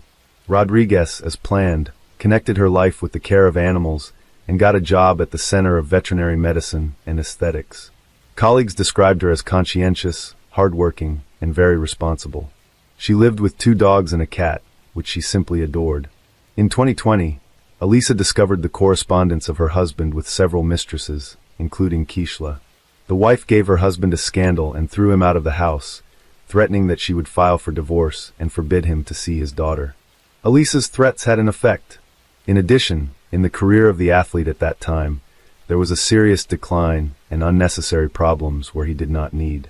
For a while, he really stopped seeing Rodriguez, but Felix still did not let her go, trying to control almost every step Kishla. After a few months of secret visits resumed, and in April 2021, Kishla discovered that she was pregnant. She bought a rapid test at the drugstore, which only confirmed her fears. She first called her sister, who was aware of her complicated relationship with the athlete, and told her everything. It was out of the question to have an abortion, because Kishla was already 27 years old, and she was ready to have a child, even if she had to raise it on her own. A few days later, Kishla broke the news to the father of her child, hoping in her heart that he would accept it. But Felix was not happy, to put it mildly. He got angry and told his mistress that she should go to the doctor, and if the pregnancy is confirmed, it will be necessary to have an abortion. Naturally, Rodriguez answered him with a firm refusal, but the boxer began to threaten her and insist. Felix said that an illegitimate child will finally destroy his reputation, and this he cannot allow. After Kishla's visit to the hospital, her pregnancy was confirmed, and she now had a certificate to prove it. She called Felix and told him everything, which made him furious. Felix shouted and demanded that Kishla immediately get rid of the child, but she again responded with a categorical refusal. Then the athlete decided to go on the sly, saying that he did not believe her and wanted to personally look at the issued medical certificate. He appointed Kishla a meeting in the evening in a crowded place, which did not surprise her, because they always tried not to draw attention to themselves and did not get in front of anyone.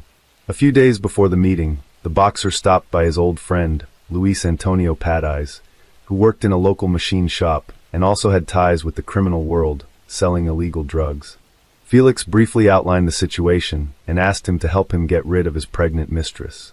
Luis had previously been in the field of vision of the police, and the prospect of being in prison scared him, but the athlete was persistent, assured that everything would go smoothly and the police will never come out on them. Besides, Felix promised him an impressive cash reward and Luis agreed, with the support of an accomplice. Felix called Kishla and told her that he wanted to meet her on the evening of April 29th to confirm her pregnancy and decide what to do next. Immediately after talking to her lover, Kishla called her sister back and told her everything. She still had hope that Felix would accept her child and would not insist on an abortion. But barely saw this situation is quite alarmed. She knew that the boyfriend had threatened her sister, and she was worried that he wouldn't do anything to her. Berlice called her mother and shared her concerns, but even together they could not dissuade Kishla from that fateful meeting. At the appointed time, Rodriguez, taking a doctor's note, arrived at the meeting in her own Kia Forte automobile. Verdejo drove there in his pickup truck, in the back of which Luis was hiding. Kishla immediately got into the athlete's car and showed him the results of the tests. He once again talked about terminating the pregnancy, but Kishla, crying, again responded with a refusal. Against this background, the couple began to quarrel violently, turning to shouting. Then Felix suddenly hit Kishla in the head with his fist, from which she immediately lost consciousness. Until Kishla regained consciousness, Felix took a syringe with a large dose of illegal substances hidden in the glove compartment of the car, which Luis had obtained at his request, and injected Kishla. Then, together with his accomplice, they carried her to the back of the car, where there were already prepared pieces of wire and a concrete block. The men tied Rodriguez up, attached the load, and then covered her with a tarp so that no one would accidentally see anything. Felix then returned to the pickup truck while his accomplice got behind the wheel of Kishla's vehicle. Together, they drove to the bridge over the San Jose Lagoon. It was virtually deserted at night, and the men, making sure no one could see them, threw Kishla, still alive, into the water. Afterward, however, they decided to fire a few test shots in pursuit, using the firearms they had brought with them, so as not to leave the victim any chance. Having finished the massacre, each of the perpetrators went home. Kishla's co-workers were the first to worry when she didn't show up at the Veterinary Medicine and Aesthetics Center the next day. Kishla has always been very responsible and couldn't just not show up for work without notifying anyone. Since she didn't answer the phone, it was decided to contact her sister to find out what happened. After several unsuccessful attempts to contact her sister, she went to her house. No one answered the door, but Bareilles had a spare key, so she got in without difficulty. However, she was met only by hungry animals who had not eaten anything for almost 24 hours. Now Bareilles was already in a panic, because she realized that something terrible or irreparable had happened to Kishla. She immediately called her mother and told her everything, and then reported to the police about her suspicions and threats to her sister. She also called Felix, but he claimed that he had spent the previous evening and night at home with his family, and had not gone to any meeting. The missing girl's mother took the first flight from Florida to San Juan. She thought that her lover might have taken her daughter to a private clinic and paid for her to have an abortion without her consent. Kayla didn't even want to think about the fact that Kishla was no longer alive. The first thing to do was to question the missing girl's neighbors and co-workers, but they didn't notice anything suspicious and couldn't provide the investigation with any useful information. In parallel, messages about the disappearance of Rodriguez were posted on popular social networks with requests to respond to those who know anything about her fate or current whereabouts. The case quickly received wide publicity, and when it became known that the missing girl was in a long-term relationship with a famous athlete and was expecting a child from him, reporters literally lined up to interview any of Rodriguez's family members. The relatives did not hold anything back and spoke out about their suspicions, among other things, blaming Felix for the incident. On April 30th, Kishla's car was found abandoned on the east side of the city with her documents and personal belongings inside. No signs of struggle were found in the interior, giving a faint hope of finding its owner alive. On May 1st, a passerby strolling on the bridge over the lagoon saw a strange shape resembling a human body in the shallow water. He reported his discovery to the police, who soon recovered from the water the body of a young woman, presumably the same one the whole city had been looking for several days. Members of the Rodriguez family who arrived to identify the body hoped to the last that it was not Kishla, but their hopes were not realized.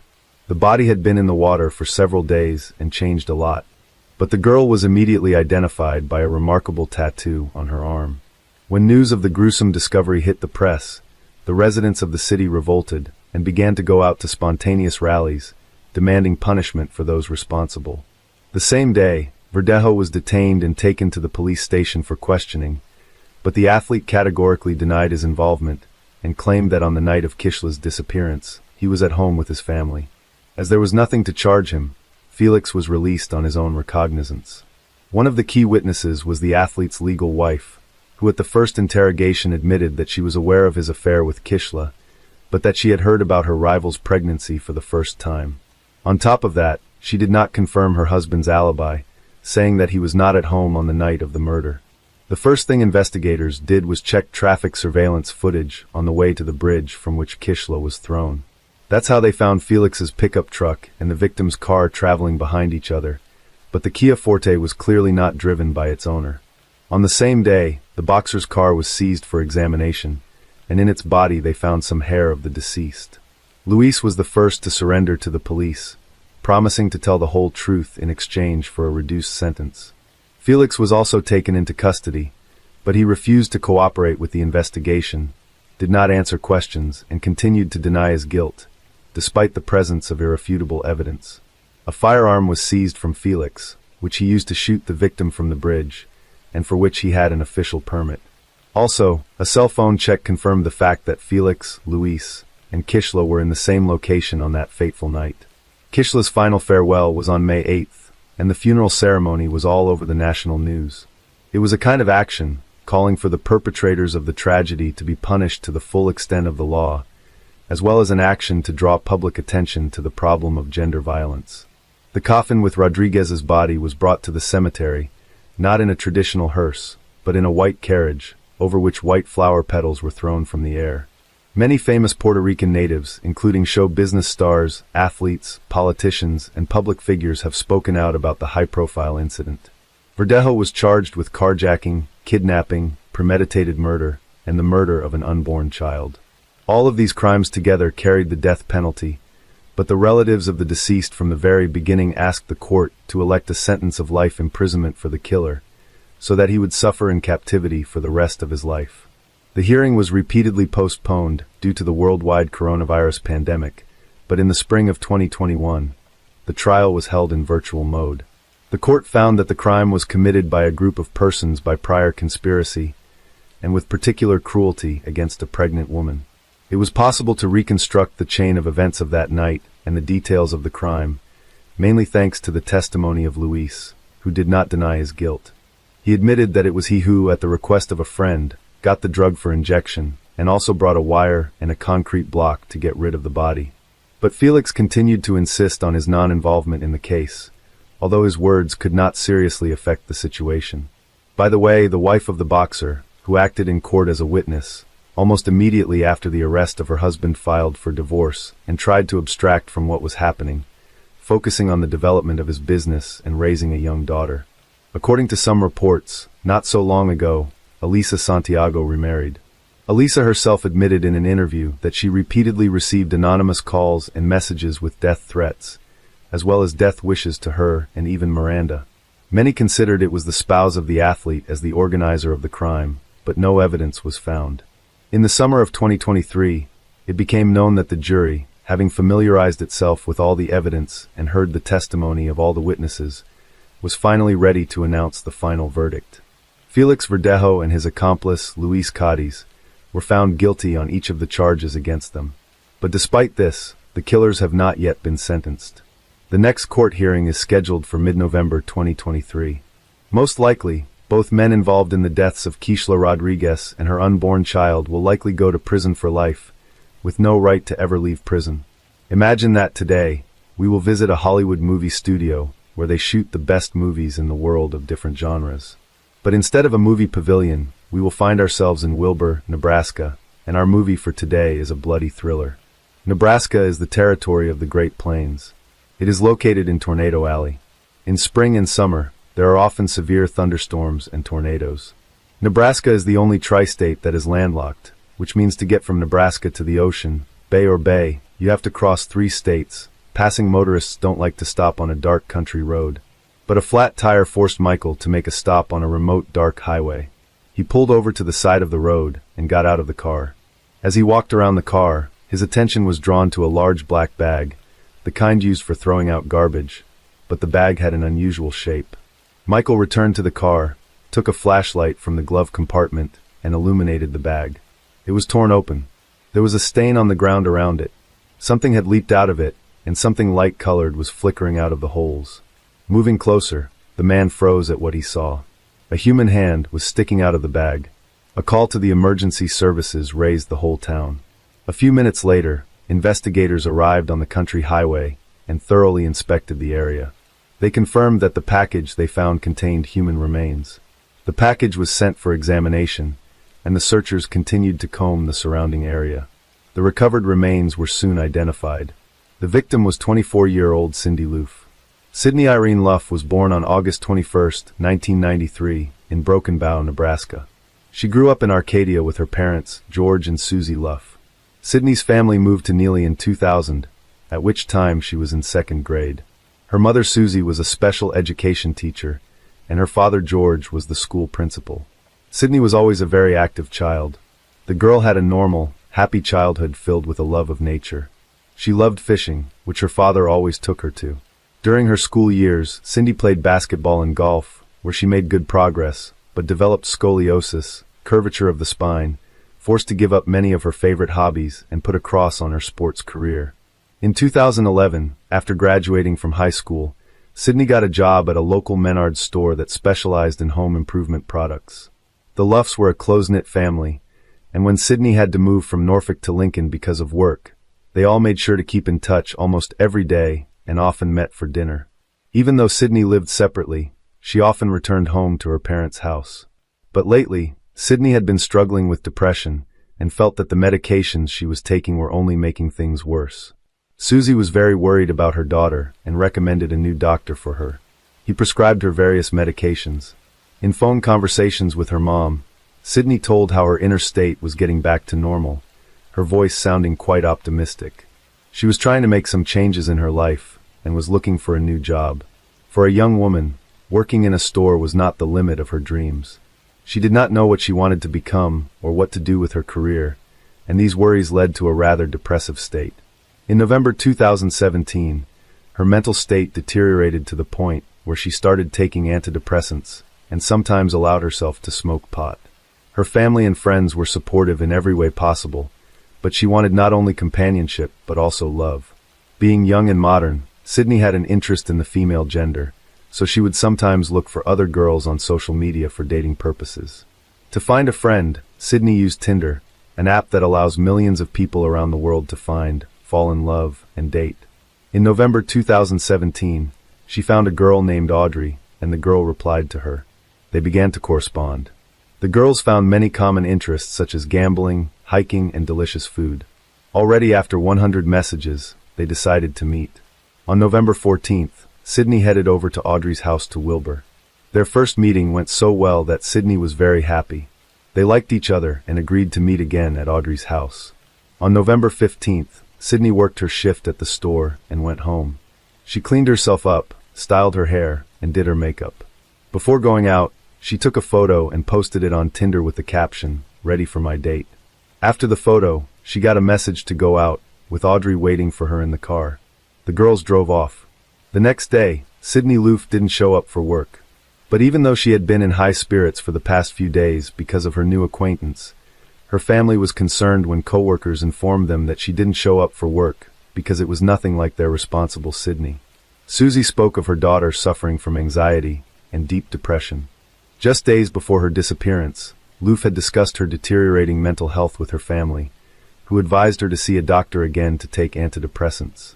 That was the last time Loof's family saw Sydney.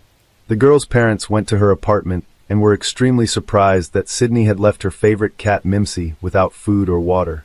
This was extremely unlike a caring landlady. The parents knew how much Sydney loved her cat and never left her alone for long. They were concerned and reported Sydney missing to the police. The apartment itself was locked. When the police did a welfare check of Sydney's home, they saw nothing out of the ordinary. But the family was adamant. Something was wrong, and the police took their concerns seriously.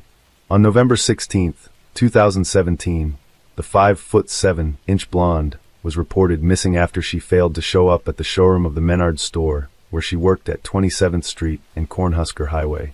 Sydney suffered from a spinal condition and walked in a different way that would make her stand out from the crowd. She was wearing a white Columbia brand jacket and a cream-colored shirt. When testifying about the prior events before she went missing, her parents told police that she told her friend on Snapchat Wednesday morning that she had gone on a date with a woman she met online Tuesday night and planned to meet up with her again Wednesday night. Sydney's car, which she left in Northeast Lincoln, was found. Police officers said they had conducted interviews and were looking for any leads that could lead to Sydney or her trail. Loof's family distributed flyers saying she may have been abducted 40 miles southwest of Lincoln, where the latest information indicated her cell phone was communicating with a tower. The flyer also noted that there was no activity in her bank account and that her cell phone was turned off the night she disappeared. The flyers gave a description of the young woman and distinguishing features such as several tattoos, one on her arm with the words, "Everything will be great someday," a yin-yang sign under her elbow, and the word "believe" on her wrist. Anyone with information on Sydney Loof's whereabouts has been asked to contact police by phone. A huge appeal to find Sydney was launched, which included highway billboards with the girl's picture, and a manhunt was also launched on the TV news. Susie persisted in claiming that something had happened to Sydney after the date her daughter had gone on. To prove her point, she took a screenshot of a post that Sydney posted on Snapchat with her picture in the caption, "Ready for my date." Sydney's friends confirmed that she was going on a date with a woman she met through Tinder named Audrey. During the search, police reviewed Sydney's phone records and surveillance footage from the store where she worked and quickly identified the person they wanted to talk to. The last time Sydney's phone rang a cell tower in the Wilbur neighborhood, probably not far from Audrey's home, but police had no idea who she was. Authorities began searching for a woman named Audrey, the last person to see Sydney alive, but no one knew how to find her because no one knew who she was or if she had a real name. To the police's rescue came Sydney's friend Brooklyn, who decided to find Audrey herself through Tinder. She downloaded the app, found Audrey, and exchanged phone numbers with her. That's how police learned Audrey's real name. She turned out to be 26-year-old Bailey Boswell. It turned out that Bailey's apartment is within reach of the very cell tower where Sydney's phone was last seen connected to the tower. It also became known that this apartment Bailey shared with her partner, 52-year-old Aubrey Trail. So who are Bailey and Aubrey? Bailey Boswell grew up in Lyons, Iowa. She grew up in a wholesome, normal family, was a friendly kid, and did well in school. Bailey had success in basketball and was an excellent runner. However, she was not. After losing her father, her life changed direction, and after graduating from high school, Bailey went down the wrong path. Bad company, alcohol, and illicit drugs came into her life. On one of the dating websites, she met Aubrey after looking for a daddy status. Aubrey Trail had a depressing past. He had multiple fraud charges, fraudulent check fraud, and theft. Aubrey created his own cult, where he called himself the Vampire Daddy. He paid women $200 a week to follow his rules. The rules were strange enough, but there were women who believed Aubrey. At the time of Sydney's disappearance, Aubrey and Bailey were ordered by the court to pay over $400,000 for fraud. They also had numerous misdemeanors on the two of them, but the couple managed to go on the run. On November 19, 2017, after obtaining a warrant, police arrested and searched Bailey and Aubrey's home. An inspection of the apartment revealed that some of the walls had been scrubbed with bleach, which was confirmed by a neighbor who had noticed the acrid smell of chlorinated substances 2 days earlier. Police actively began searching for the suspects.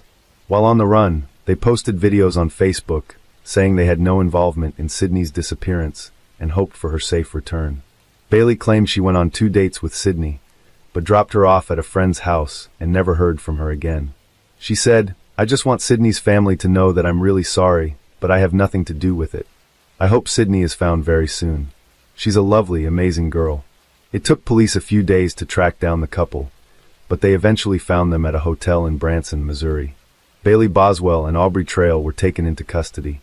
A few weeks after Sydney was reported missing, after carefully analyzing phone records and Bailey's location records, police discovered Sydney's remains. She had been dismembered. Her body had been cut into 14 pieces, and police found 13 of her body parts in black plastic garbage bags and ditches in Clay County. Some of her organs, including her heart, were missing. This is just horrific. A total of 16 crime scenes were found with Sydney's remains or personal belongings. Her car keys, driver's license, phone case were found along the highway. All the routes matched the movements of the two perpetrators. Forensics conducted autopsies on 13 body parts that were found. There were abrasions on Sydney's wrists, a bump on her head, torn earlobes, abrasions and contusions on her back. There were wounds on her body indicating that Sydney had fought for her life. The heartbreaking discovery shocked not only Sydney Loof's family and friends, but all of Nebraska. On December 11, 2017, the Loof family held a private funeral for Sydney at the Lutheran church the girl attended during her lifetime. Bailey and Aubrey were charged with first-degree murder, improper disposal of human remains, and conspiracy to commit a felony. Bailey pleaded not guilty to all 3 charges. Aubrey also pleaded not guilty to felony murder and conspiracy, but pleaded guilty to improper disposal of human remains. Each successive deposition of Aubrey differed from the previous one. The man was constantly confused, changing the course of action and adding different actors. When Aubrey first talked to the police after his arrest, he told them about the cult he and Bailey were involved in. He talked about witchcraft and told them that he was a vampire who could fly. Aubrey portrayed himself as the leader of this cult and a vampire, and assured them that he had witches in the cult who had to kill another woman to get powers. So at one of his first court hearings, he admitted that he killed Sidney Loof, but did it completely by accident. He said that he paid her $5,000 to fulfill his intimate fantasy with 2 other women. Sidney agreed, but died accidentally during the intimate act when he accidentally strangled her with a cord.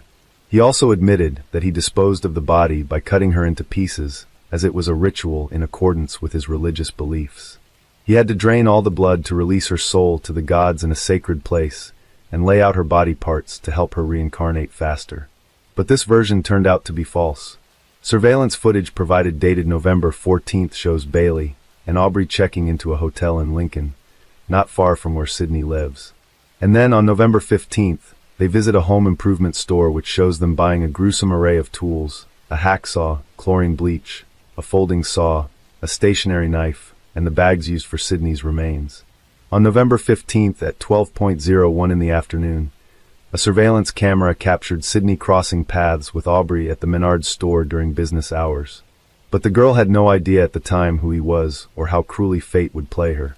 On June 11, 2018, the first court hearing was held for the murder and improper burial of Sidney Loof's remains. Separate trials were ordered, but the charge was essentially the same for both.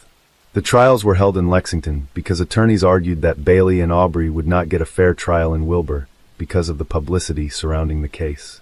The prosecution argued that Sidney was murdered, she was strangled, and the crime was a premeditated attack that was carefully planned. Aubrey and Bailey were declared ringleaders of a group that was interested in recruiting young women for intimate games. Bailey therefore used Tinder to find the women. At trial, the jury heard testimony from 3 other women who said they had been in relationships with Aubrey and Bailey at different times, and their acquaintance also began on Tinder. All of them had been involved with Bailey and had participated in intimate acts with Bailey and Aubrey. One woman said she even traveled with them after they met. She said Aubrey gave her a weekly allowance of $200 and invited her to join his cult. He called the cult members witches and said she had to torture and kill someone to join them. She testified that Bailey was called a witch queen. Another woman testified that Bailey talked in great detail about breaking her fingers and her desire to dismember the body. She liked to talk about torture. All 3 women who testified made it clear that both Bailey and Aubrey were involved in all the talk about torture and the crime. It is quite strange that in our modern world, there are still people who believe in the horrors of exorcism and try to assure the rest of us that they do. Talking about the investigation and the evidence obtained, the prosecution reconstructed the picture of what happened on the tragic evening of November 15, 2017. Sidney was getting ready for a date with a woman she had known for a couple days. They texted on Tinder, and Bailey picked Sidney up from her apartment. They went for a ride in Bailey's car. After a while, the car stopped at Bailey's house where Sidney was lured into the apartment. There, Bailey and Aubrey pounced on her as soon as she went inside and strangled her with an extension cord on the living room floor. The apartment was then thoroughly cleaned out by Bailey and Aubrey. A part the prosecution alleged was also pre-planned. They then cut Sidney into pieces and dumped her remains in Clay County the next day, November 16th. The court heard from their landlord, Jennifer Call, who testified that on November 16th, as soon as she drove into the garage, she smelled chlorine, and the odor intensified when she entered the house. According to the medical examiner's testimony, Sidney's death was ruled a homicide, and the cause of death was asphyxiation. Toxicology reports indicated that Sidney had antidepressants in her system. The court learned that in addition to the missing organs, the part of Sidney's body that was not found was her upper left arm, the part just above the elbow and below the shoulder. Prosecutors had demanded the death penalty for both criminals, and the case would be retried if the sentence was unjust. But Aubrey, once again, denied involvement in the occult and pleaded guilty only to improperly burying the remains. At one point during Aubrey's trial, he shouted that Bailey had nothing to do with Sidney's death. "Bailey is innocent, damn you all." He then slashed his throat 3 times with a razor blade. He survived and was remanded into custody until he made a full recovery. After that, he did not attend court for several weeks. The next time he entered the courtroom was during the defense phase, and only when he was scheduled to testify. When he was brought into court, he smirked and told the judge, "I'll be good." It is unusual for a defendant to testify at his own trial. Usually, defense attorneys advise the defendant not to testify because it may cause more problems for him on cross-examination. Some reveal too much, some can't answer questions straightforwardly, and some are hostile to attorneys asking questions, which creates a bad impression for jurors. But this was not unusual in Aubrey's case, as he had many interactions with police after his arrest. He had given the police his version of events, and at trial, he wanted to change his story. Therefore, the court needed to hear his new version of events. He decided to skip the rest of the trial, and only returned for the last hearing with his horrible scars clearly visible when he testified in his defense. Aubrey Trail took the stand and shocked his attorneys by admitting that he had previously lied to authorities and his own legal team about the death of Sidney Loof. In a new version of the testimony he gave, he admitted that they met with Sidney in March 2017, and he paid her to participate in his illegal activities because she needed the money. He said they did not keep in touch, but in November 2017, Bailey wanted to rekindle the relationship, and she contacted Sidney again. Sidney needed money, and Aubrey said that's why he was in Menards that day, November 15th. He offered her $5,000 to be part of his antique gang. The three of them ended up engaging in an intimate act later that night, and Sidney accidentally choked to death because of the extension cord they used in their games. I don't know if Sidney had a seizure or something, but that's when she stopped breathing, said Aubrey. He told the court that there was no ritual involved in cutting up Sidney's body, and all the talk of witches, vampires, and blood-sucking was simply not true. He confessed that he only dismembered her because he couldn't put her body in the car. He said he panicked and dumped her body in the Clay County field as soon as dawn broke on the morning of November 16th. When asked why he didn't seek help if her death was accidental, he said no one would believe him. Aubrey admitted to disposing of Sidney's body, but claimed her death was accidental when they used an extension cord during their games. At Bailey's trial, she admitted to nothing. In fact, her attorneys argued that she was also victimized by Aubrey. Her attorney told the court that when she met Aubrey, she was a vulnerable young woman. At the time, she was living alone, working as a waitress in Princeton, Missouri. The defense argued that Bailey had nothing to do with either Sidney's death or the disposition of her remains, but that again proved to be false. The cell phone that Bailey used to access her Tinder account was used near where Sidney's body parts were found, and it was through a detailed analysis of her phone and location records that the police were able to find all of Sidney's remains. The court also learned that it was Bailey who contacted Sidney and arranged to meet her. She was the one who drove to Sidney's duplex to pick her up on the evening of November 15th. The prosecution told the court that Bailey derived satisfaction from discussing acts of cruelty, and she enjoyed talking about torture with Aubrey. Evidence was presented at trial proving a planned crime. On the day Sidney was killed, Aubrey and Bailey were together at a store where they bought tools, including a hacksaw, scissors, and a box cutter from Home Depot. Around noon that day, Bailey sent Sidney a text message asking how her day was going. Phone records and surveillance footage show that Bailey was in the Menards parking lot with Aubrey when she sent that text message on Tinder. And although Sidney worked at Menards, it appears she was unaware that Bailey was there. A few hours later, Bailey sent Sidney another message on Tinder, alerting her that she was at her apartment and ready to pick her up soon. Phone records indicate that instead of going on a date, as Sidney believed, they went to the apartment where Bailey and Aubrey lived. Bailey's attorney, Todd Lancaster, argued that as to Bailey, the evidence showed that Bailey was guilty of purchasing bleach in garbage bags to use to dispose of Sidney's body, and as such, she could be charged with aiding and abetting the improper disposal of human remains. On November 8, 2021, Bailey Boswell was sentenced to life in prison. The Loof family had been seeking justice for 3 years, mourning and longing for their Sidney, and they awaited a judgment that gave them comfort. On July 11, 2019, it took a jury less than 3 hours to find Aubrey Trail guilty of premeditated conspiracy to commit first-degree murder and improper burial of human remains. The 3-judge panel called his crime cold and calculated. In a second phase of the trial to determine whether he should be executed, county prosecutors kept their promise and secured the death penalty for Aubrey Trail. Thus, on June 9, 2021, Aubrey Trail was executed by lethal injection.